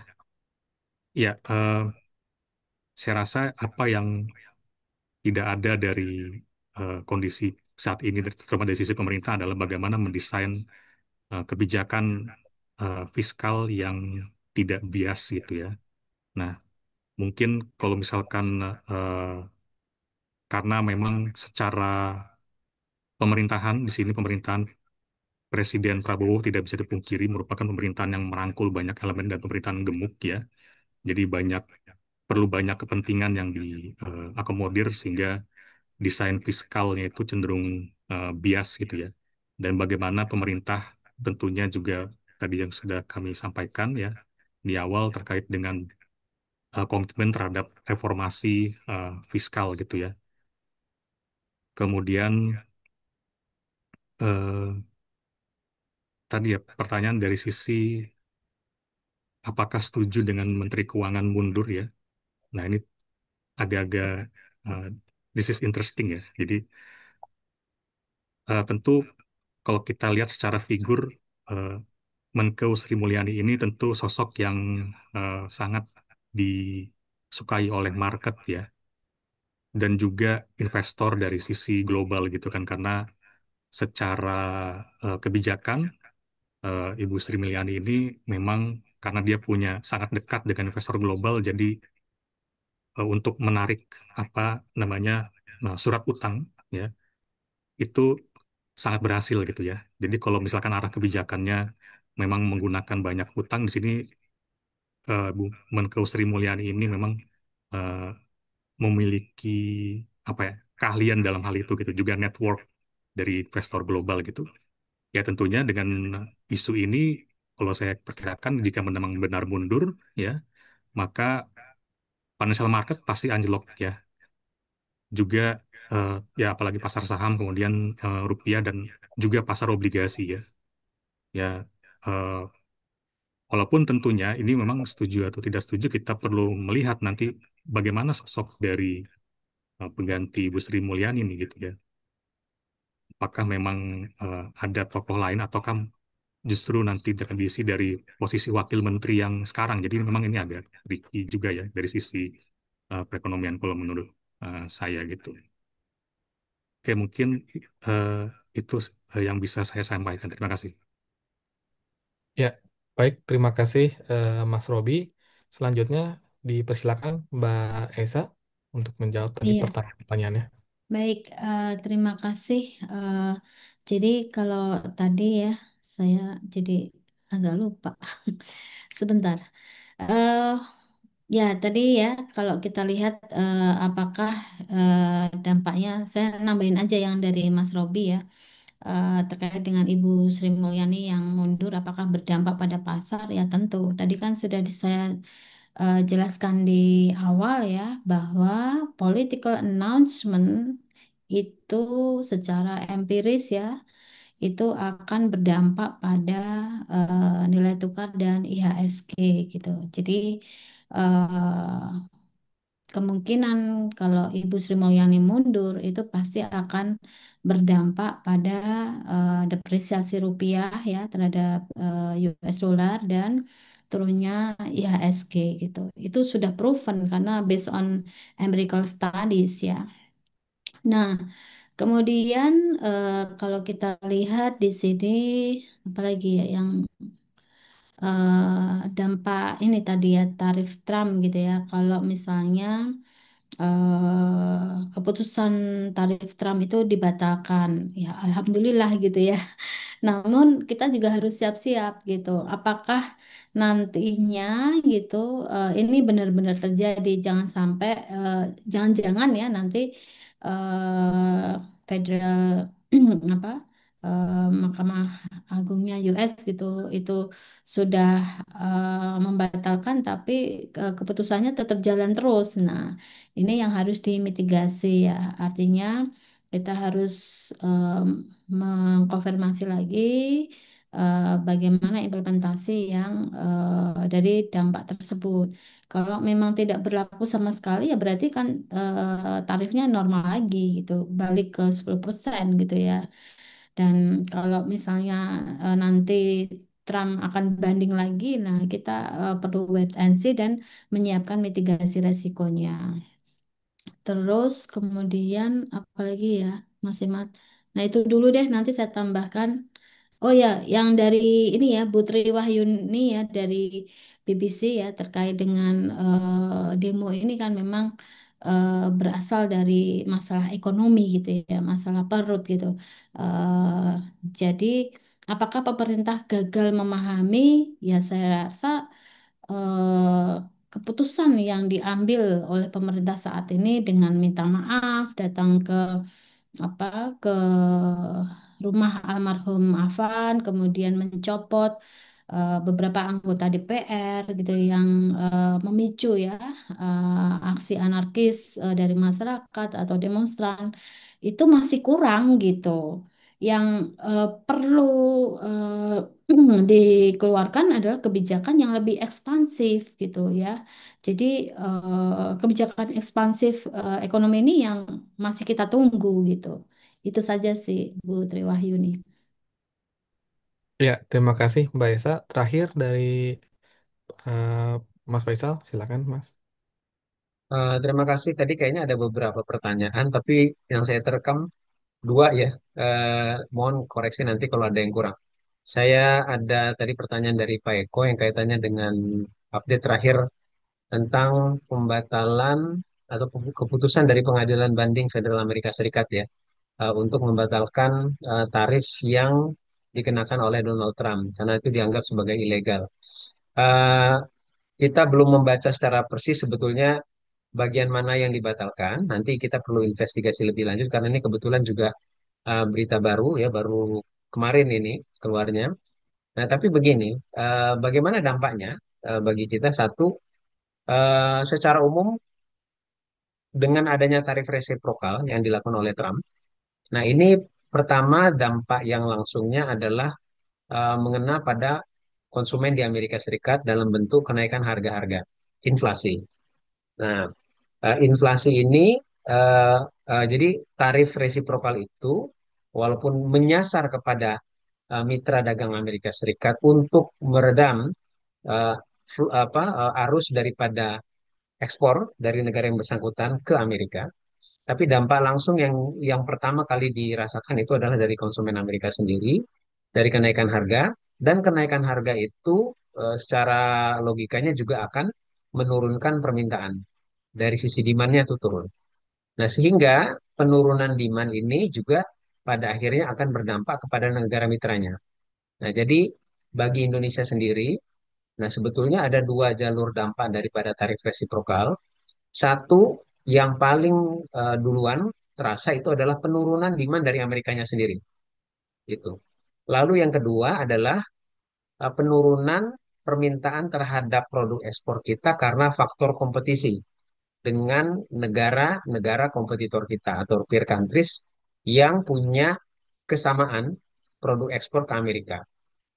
Nah, jadi dari dua dampak tersebut. Tapi menurut saya yang paling besar dan yang paling duluan itu adalah dari penurunan demand. Nah, sehingga kalau kemudian dibatalkan tarif tersebut, maka entah itu tarif dasarnya yang dibatalkan, karena saya dengar juga ada di pembatalan itu di tarif dasar 10%. Ya. Nah, ini akan mengurangi risiko dari penurunan demand terhadap semua produk impor ke Amerika, termasuk juga dari Indonesia. Nah, jadi risiko penurunan ekspor kita ke Amerika karena faktor penurunan demand akibat tarif itu yang kemudian juga akan eh, apa akan teredam ya. Nah, lalu yang kedua tentu saja nanti ada dampak yang lain yang saya sebutkan tadi adalah faktor dari kompetisi dengan negara mitra. Nah, dalam kaitannya dengan ini saya coba juga men-share karena ini kebetulan dalam beberapa waktu yang lalu saya sempat mempresentasikan ini. Nah, jadi kalau kita lihat dari sisi kompetisinya, nah ini sebetulnya dengan adanya tarif resiprokal dan atau tidak adanya tarif resiprokal ini juga akan mempengaruhi dari sisi kompetisi kita dengan negara-negara peer countries. Nah, ini saya coba kita lihat dari yang uh, ini coba lihat yang row kedua itu adalah maaf itu bukan pre-negotiation tapi post-negotiation. Yang baris pertama itu yang baru yang pre-negotiations. Nah, jadi kita itu kan dari sebelum negosiasi 32% jadi 19%. Nah, saya ambil misalnya negara pembandingnya Vietnam dan Malaysia. Nah, Vietnam itu dari 46% sebelum negosiasi jadi 20%. Lalu Malaysia sebelum negosiasi 25% jadi 19%. Artinya kalau kita lihat perbandingan tiga negara ini setelah negosiasi sebetulnya nggak banyak beda. 19 sampai 20%. Maknanya apa terhadap ekspor kita? Bahwa eh, kekhawatiran penurunan daya saing itu yang dikhawatirkan oleh tim negosiator kita ke Amerika kan sebetulnya bahwa kalau kita kena tarif resiprokal yang lebih tinggi dibandingkan kompetitor. Nah, ternyata hasil negosiasi terakhir kan tidak lebih tinggi, tidak lebih rendah juga karena ada beberapa negara yang lebih rendah dari kita dan juga ada yang lebih tinggi, tapi kalau kita lihat dari tiga negara ini kurang lebih sama. Jadi tidak banyak berubah lah sebetulnya dari daya saing kita, dari faktor tarif.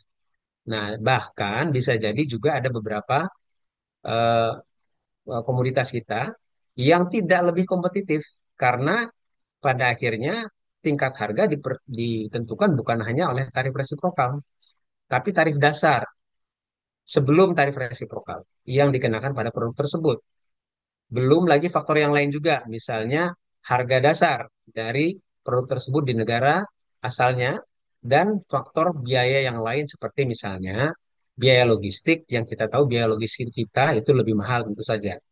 Ke Amerika lebih mahal daripada Vietnam, daripada Malaysia dan Singapura. Nah, jadi dari sisi tarifnya tidak belum tentu lebih kompetitif. Kalau dibatalkan juga bergantung nanti bagaimana detailnya, tapi perkiraan saya untuk kacamata sekarang tidak banyak mempengaruhi. Nah, tapi yang lebih besar ini yang saya sebutkan tadi di awal dalam pernyataan saya di paparan bahwa salah satu poin penting adalah bagaimana pemerintah itu mengantisipasi dampak deal terhadap ekonomi dalam negerinya. Kan jadi untuk mendapatkan 19% itu kita harus punya kewajiban. Nah, ternyata kalau kita punya kewajiban yang kita tawarkan ke Amerika itu jauh lebih banyak dibandingkan yang ditawarkan oleh Vietnam dan Malaysia. Nah, jadi untuk mendapatkan 19% itu non tarif kita harus hapuskan juga. Jadi kita pertama tarifnya kita harus semua 0%, semua produk Amerika. Non tarif dihapuskan. TKDN juga begitu, labeling juga begitu. Precision inspection juga harus dihapuskan. Ekspor ban terhadap critical minerals juga harus dihapuskan. Ini ongkosnya besar sekali menurut saya terhadap ekonomi dalam negeri, bukan hanya lonjakan impor secara langsung dari Amerika, tapi juga secara tidak langsung oleh mitra dagang yang lain, termasuk dari Cina yang sekarang selama ini juga menjadi salah satu penyebab tekanan pada sektor-sektor padat karya seperti tekstil dan produk tekstil yang berdampak pada PHK, yang menjadi permasalahan yang juga faktor yang memicu ya secara faktor dasar ya sebelum sebelum ada kerusuhan, sebelum ada gonjang-ganjing DPR dan lain-lain. Nah, ini tidak tawaran ini atau kewajiban ini tidak ada diberikan oleh Vietnam ya. Malaysia hanya reconsider sejumlah NTM saja. Nah, walaupun di luar obligasi ini ada juga faktor, ada juga kewajiban komersial. Kita harus beli pesawat, produk pertanian, kemudian energi. Nah, ini juga on top of tadi, ya. Walaupun kalau dari commercial deal ini, Malaysia kalau dari sisi magnitude-nya jauh lebih tinggi dibandingkan kita, gitu. Nah, tapi secara keseluruhan bahwa kalau kita melihat impact-nya, kalau dari saya, bottom line-nya adalah bagaimana mengantisipasi potensi dari penurunan kinerja industri dan pertanian kita di dalam negeri, termasuk peningkatan kesulitan untuk menciptakan lapangan pekerjaan formal yang kita bahas pada hari ini, dan juga lonjakan daripada impor kalau ini jadi deal. Nah, harapannya kalau tarif tidak jadi, tarif resiprokal tidak jadi dibatalkan, maka kemungkinan besar mestinya ini juga ada renegosiasi ulang, dan yang kita suarakan semestinya karena masih ada rentang waktu untuk bernegosiasi, sebetulnya masih ada kesempatan untuk kemudian bernegosiasi kembali dengan pihak Amerika Serikat. Itu dari pertanyaan Pak Eko. Kalau tidak salah ada juga pertanyaan kaitannya tadi dengan bagaimana eh, kondisi makro yang baik itu apakah berdampak terhadap keyakinan kepada daripada pelaku usaha. Nah, menambahkan tadi yang sudah disampaikan oleh Mbak Esther dan juga oleh eh, Mas Robi tadi ya. Nah, jadi kalau perbaikan dari sisi faktor eh, makro, nah itu so far yang kita lihat kan secara statistik ya. Bagaimana diskrepansinya terhadap realitas itu sebetulnya yang lebih dilihat juga oleh para pelaku usaha. Jadi pelaku usaha melihat bagaimana kondisi real, kondisi nyatanya, gitu ya. Nah, jadi bukan hanya pada angka-angka statistik. Kalau memang memang memang cenderung menunjukkan juga realita yang arahnya juga positif, nah itu tentu saja nanti eh, akan meningkatkan kepercayaan. Nah, tapi kalau tidak, ya ini not necessarily mendorong atau meningkatkan keyakinan daripada pelaku usaha terhadap kondisi ekonomi kita, gitu. Nah, jadi ini masih dilihat-lihat dulu ini sebetulnya. Karena apalagi di beberapa kesempatan terakhir kan banyak pertanyaan terhadap rilis data yang dikeluarkan oleh beberapa lembaga. Nah, tapi kalau melihat dari ekspor, ya, contohnya, saya pikir dengan asumsi ini memang mewakili realita sepenuhnya, maka ini kalau ada peningkatan ekspor dan peningkatan surplus juga nih ya, karena pertumbuhan ekspornya lebih cepat daripada impornya, maka ini mestinya satu signal yang bagus. Ya, ini data terakhir yang keluar di bulan Juli kan yang dimaksud ya. Nah, tapi kita juga perlu kritis nanti apakah ini sifatnya sesaat atau jangan-jangan ini ada faktor front loading. Front loading mengantisipasi tarif Trump yang akan diberlakukan. Jadi biasanya kalau ada ada rencana kenaikan tarif ya, ini juga diikuti dengan gerakan-gerakan atau move-move dari pelaku usaha ekspor impor untuk mengantisipasi dengan cara front loading. Nah, itu yang sudah terjadi juga bukan hanya oleh Indonesia tapi juga China ketika akan dinaikkan tarif oleh Amerika ke China. Itu ada front loading banyak terjadi ya di waktu-waktu sebelum itu.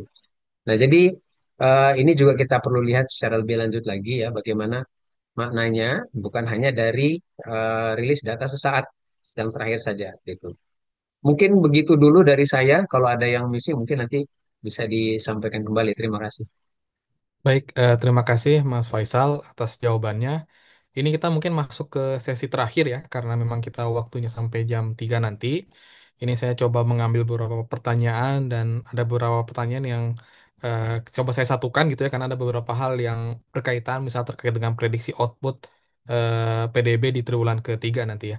Mungkin saya coba bacakan. Pertama ini ada pertanyaan ditujukan kepada Bu Esa. Ada dua. Pertama adalah bagaimana, ini pertama dari Joe Fernandez, bagaimana relokasi anggaran dari pos dengan janji politik, misalnya MBG, polisi, anggaran buat polisi, TNI, ini kalau dialihkan ke bantuan sosial atau stimulus UMKM, apa dampaknya terhadap penciptaan lapangan kerja? Yang kedua adalah terkait dengan prediksi output PDB di triwulan 3 dari para ekonom atau lembaga, ini mungkin bisa dijawab juga oleh para pembicara yang lain ya. Lalu ada pertanyaan berikutnya dari Ahmad Amir dari Universitas Hasanuddin, ini kepada Ibu Esther juga, kira-kira revisi kebijakan fiskal yang berpotensi menimbulkan gesekan antar kepentingan, misalnya tadi udah disampaikan juga UMKM, kelas menengah, PSN, dan MBG. Lalu strategi apa yang dapat dilakukan pemerintah untuk mengelola dampak konflik kepentingan ini gitu. Jadi lebih ke aspek ekonomi politik ya. Kalau dari pertanyaan dari Pak Amir ini. Nah, selanjutnya ada dua pertanyaan lagi dari Ibu Dian sama Ibu Indah. Ini ditujukan untuk seluruh panelis. Pertama adalah penurunan dana transfer ke daerah. Ini yang mengalami penurunan yang mendorong daerah menaikkan pajak dan memicu demonstrasi. Nah, ini ada pertanyaan, bagaimana seharusnya Pemda menyikapi kondisi ini tanpa membebani masyarakat?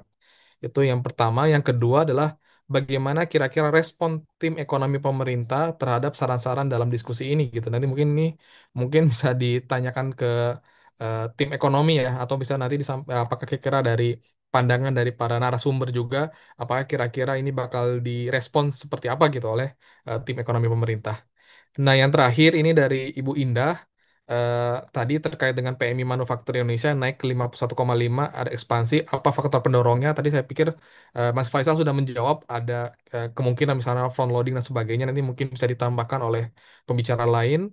Lalu, apakah tren positif ini bisa berlanjut di tengah kondisi demo atau justru beresiko kontraksi kembali? Dan apa alasannya? Terakhir, ini ada pertanyaan terkait dengan impor yang naik dari periode Januari sampai Juli 2025 ini. Lalu kira-kira apa dampaknya terhadap industri? Nah, ini untuk seluruh panelis ya pertanyaannya. Dan karena ini mungkin sesi terakhir, saya mohon kepada para panelis juga terakhir bisa menyampaikan kalimat penutup ya, yang mungkin bisa menjawab pertanyaan mengenai judul dari diskusi hari ini. Karena judul diskusi hari ini adalah Indonesia di Persimpangan. Kita ada masalah ketimpangan dan kita juga ada masalah terkait dengan fiskal. Kira-kira apa yang harus dilakukan terkait dengan ketimpangan dan reformasi fiskal ini agar masa depan ekonomi Indonesia bisa semakin cerah gitu ya. Bisa kita keluar dari permasalahan-permasalahan ini dan bisa mencapai target-target ekonomi yang sudah ditetapkan oleh kita semua. Itu mungkin kalimat penutup yang kita harapkan bisa dijawab oleh masing-masing narasumber. Mungkin pertama saya langsung berikan ke Mas Faisal, silakan. Iya, tadi ada pertanyaan, maaf saya ini karena ada beberapa, jadi saya lupa pertanyaan pertamanya. Tadi kalau tidak salah dari eh, Mbak Dian ya, kaitannya dengan dana transfer ke daerah, apa yang bisa dilakukan oleh pemerintah daerah. Kalau dengan melihat kondisi seperti sekarang secara realistis, apa yang mesti dilakukan? Menurut saya, kalau dalam jangka pendek, tidak lain dan tidak bukan, semestinya adalah tidak banyak pilihan sebetulnya pemerintah daerah itu untuk mengatasi permasalahan keterbatasan fiskal. Karena pada dasarnya begini, sebelum transfer ke daerah itu dipotong 50% oleh pusat, kondisi di daerah itu sebetulnya sebagian besar kapasitas fiskal daerah itu dalam kategori yang ini mengkategorikan Kementerian Keuangan sendiri nih adalah rendah dan sangat rendah. Itu banyak gitu ya. Jadi artinya sudah mepet sebagian besar kewajiban yang harus mereka penuhi yang sudah pasti ya harus bayar gaji pegawai ya kan. Jadi makanya belanja pegawai di banyak daerah itu sebetulnya naik. Nah, eh, kalau kita bedah lagi sebetulnya antar daerah itu tidak seragam.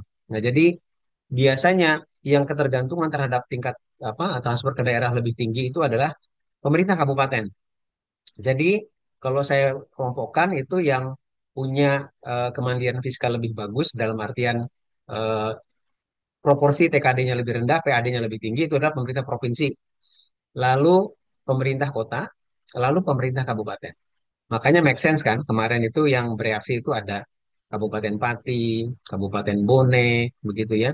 Nah, Pati itu sebetulnya kalau saya lihat dari eh, proporsi PAD dan juga TKD-nya ya terhadap total APBD-nya, PAD-nya tuh cukup lumayan 16% terhadap total APBD. Banyak daerah yang lain, termasuk di luar Jawa seperti Bone itu 9% saja PAD-nya. Di beberapa daerah yang lebih miskin lagi, lebih remote lagi itu lebih parah.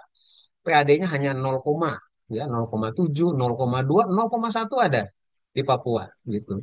Jadi sangat bergantung pada transfer ke daerah. Sehingga ketika dipotong secara signifikan dalam waktu singkat, maka tidak ada pilihan lain bagi pemerintah daerah itu kecuali dia harus menaikkan pajak dalam jangka pendek loh ya gitu.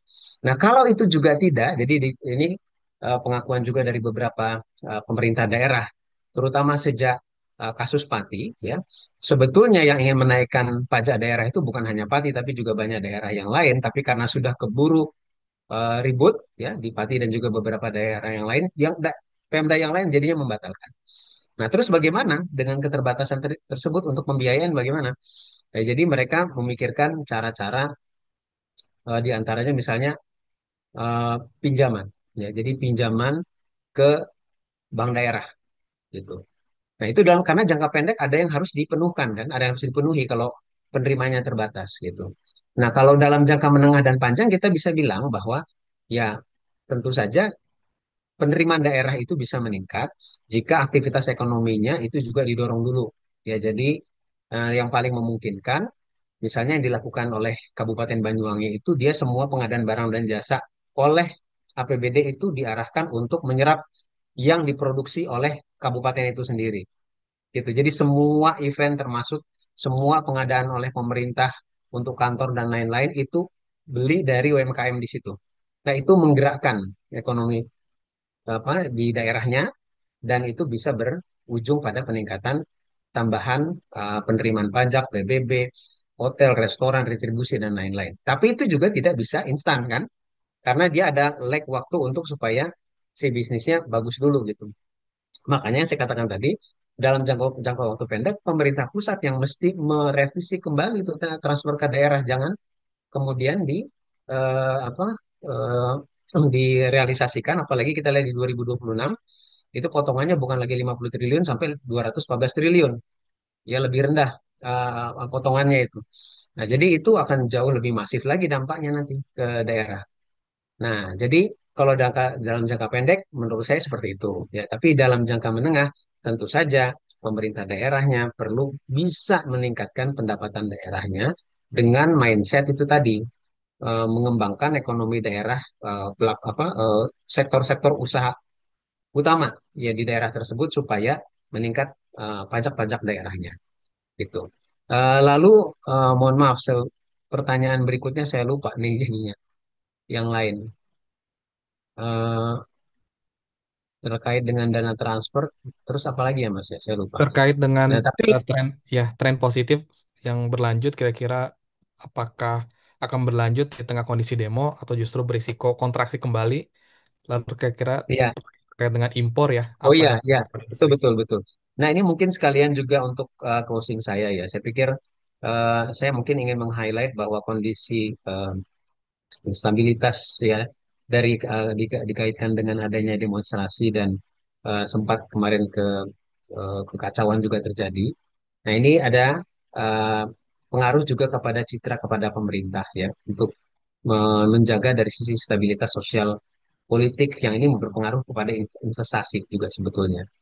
Nah, jadi satu eh, capaian makro yang pada sekarang yang saat sekarang itu eh, terjadi atau disampaikan ya melalui rilis data-data oleh BPS dan lain-lain terakhir itu satu hal.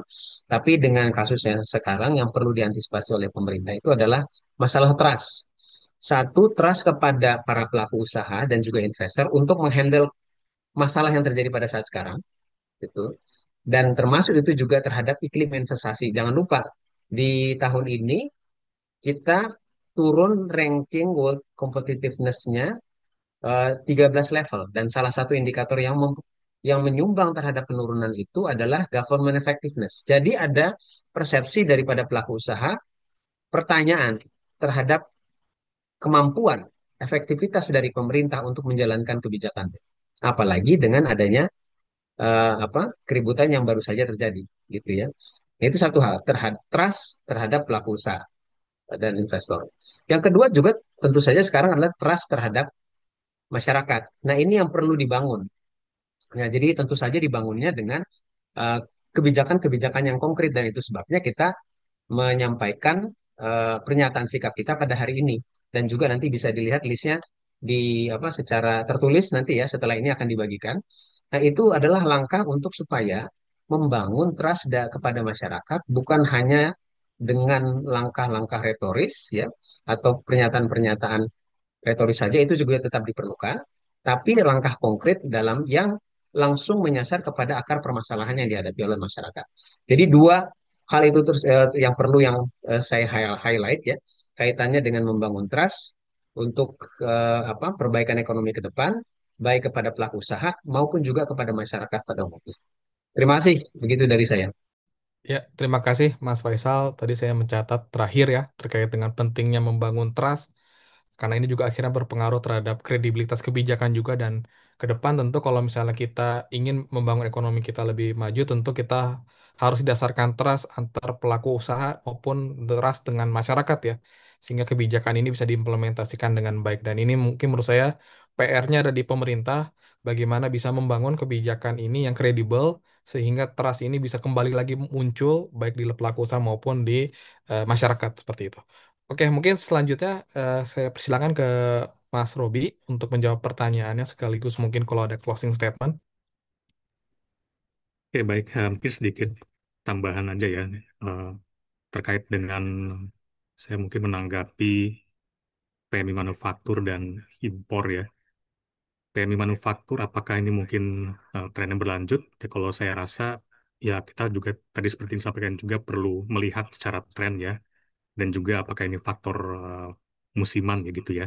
Menjelang Q4, memang ada kecenderungan belanja dari swasta meningkat gitu ya. Nah, tentu kita juga artinya kita perlu melihat secara substansi, memang perlu melihat dulu pendorong kenaikan PMI manufaktur tersebut ya. Dari saya belum melihat secara detail dari komponen-komponen PMI manufaktur yang terkini gitu ya. Begitupun juga impor yang naik dan dampak bagi industri ya. Nah, memang impor ini juga kita juga perlu melihat apa yang mendorong impor naik, apakah ada peningkatan belanja dari sisi barang belanja modal gitu ya, ataukah barang konsumsi gitu. Tentunya memang sehingga saat ini kondisi industri kita masih bergantung pada impor ya. Jadi kalau ada komponen belanja modal yang naik, itu tentu bisa berpengaruh bagi ekspansi industri ya. Nah, ini juga mungkin perlu ditelah breakdown-nya seperti apa impor. Nah, inilah yang maksud saya adalah dari sisi data ekonomi, tentu kita perlu melihat atau menganalisis lebih jauh ya breakdown data-data ekonomi ini gitu kan. Karena kalau secara sepintas ya mungkin bisa terlihat baik gitu ya seperti contoh angka kemiskinan yang menurun ya beberapa waktu lalu gitu kan. Tapi memang kalau di breakdown ternyata ada kemiskinan bergeser ke kota, hal-hal seperti itu gitu. Ya. Kemudian Mungkin itu ya yang bisa saya sampaikan dari pertanyaan tadi dari Pak Faisal juga sudah komprehensif dan juga nanti dari Mbak Esa akan lebih eh, menambahkan juga gitu ya. Kalau closing statement dari saya tentu eh, dengan kondisi atau kejadian akhir-akhir ini menjadi tentunya ini harus menjadi momentum gitu ya agar pemerintah lebih mendesain dari sisi kebijakan fiskal yang berkeadilan gitu ya.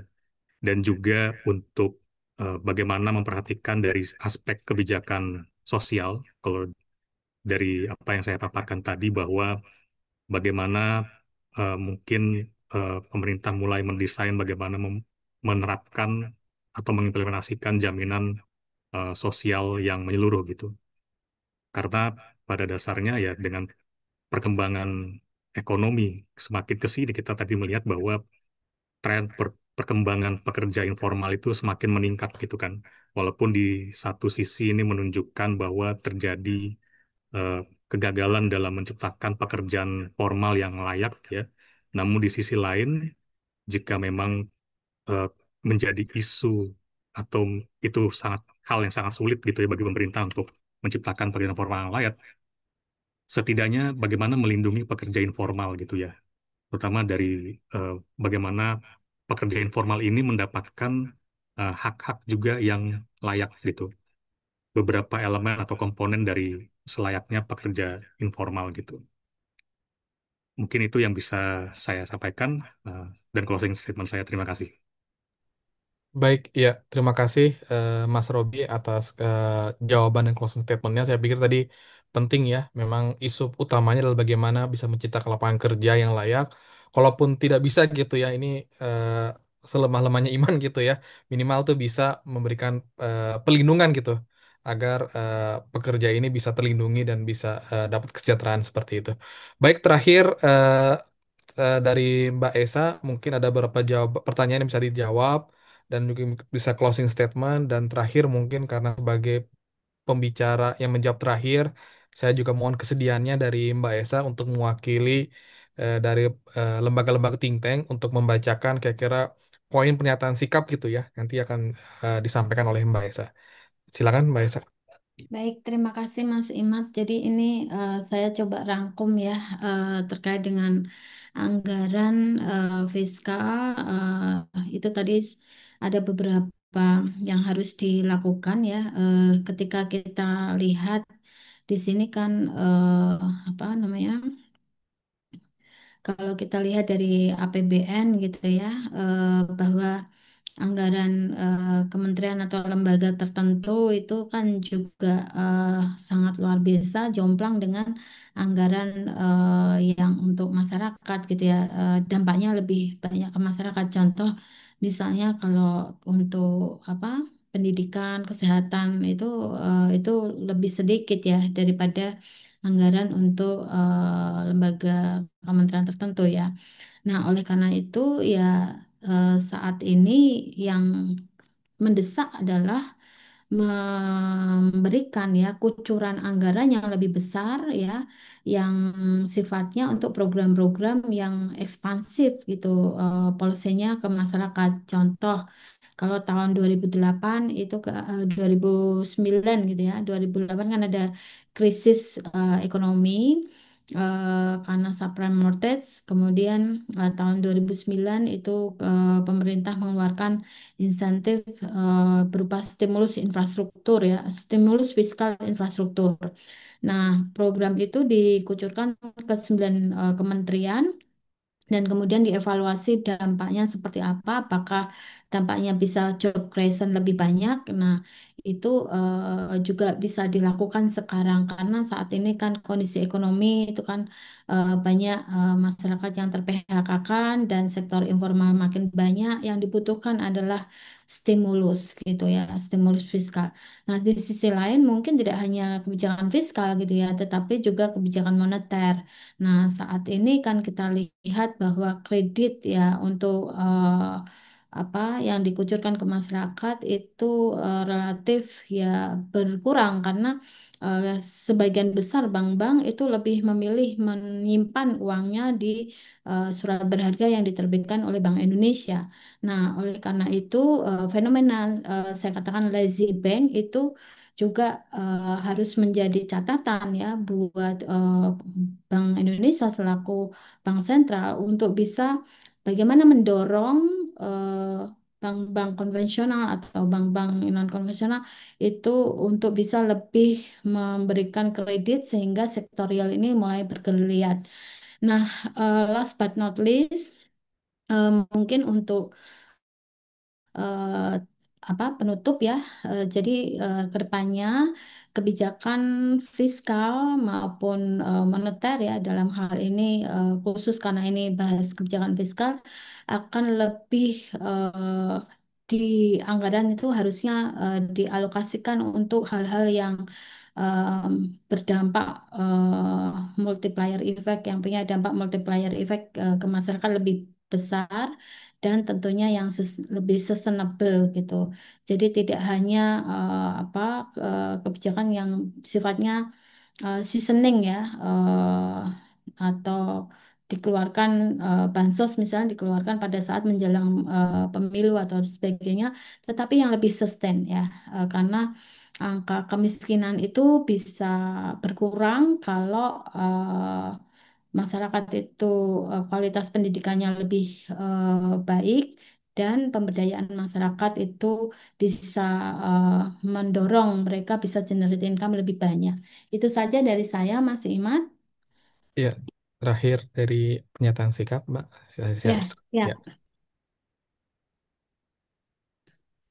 Ya, kami dari lembaga think tank dari KOR Indonesia, Indef, Prakarsa mendesak pemerintah untuk bersama dengan DPR segera mengatasi kondisi genting saat ini. Hal-hal yang perlu dilakukan adalah satu, ya, keadilan fiskal dan transparansi anggaran, seperti halnya moratorium penambahan beban pajak masyarakat seperti PPN dan PBB di tengah kondisi daya beli masyarakat yang melemah, khususnya di kalangan menengah ke bawah.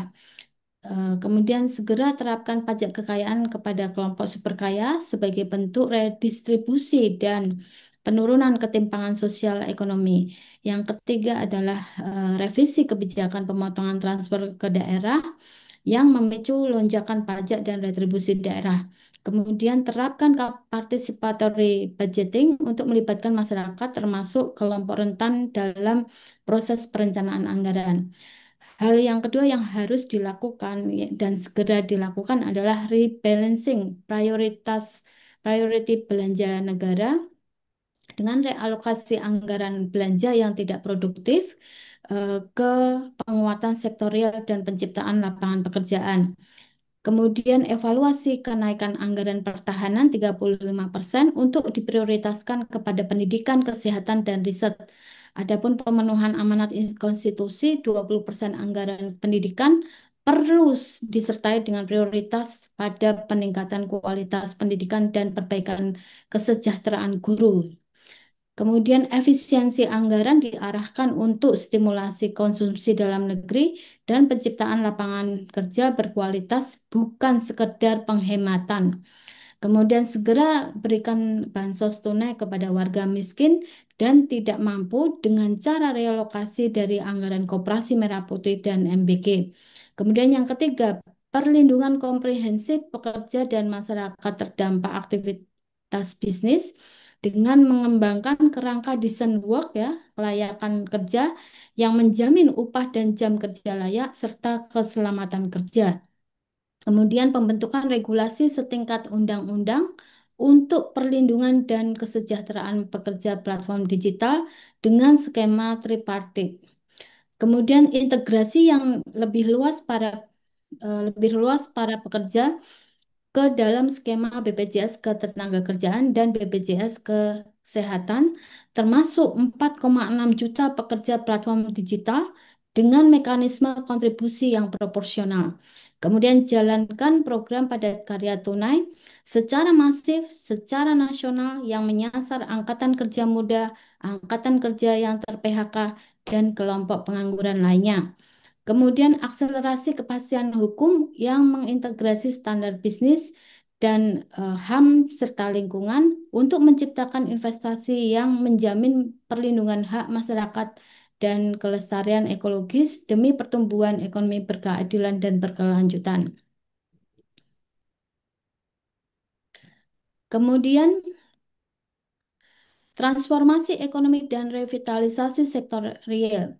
Stimulasi sektor real guna menciptakan lapangan kerja formal yang layak serta mengurangi dominasi ekonomi informal yang rentan.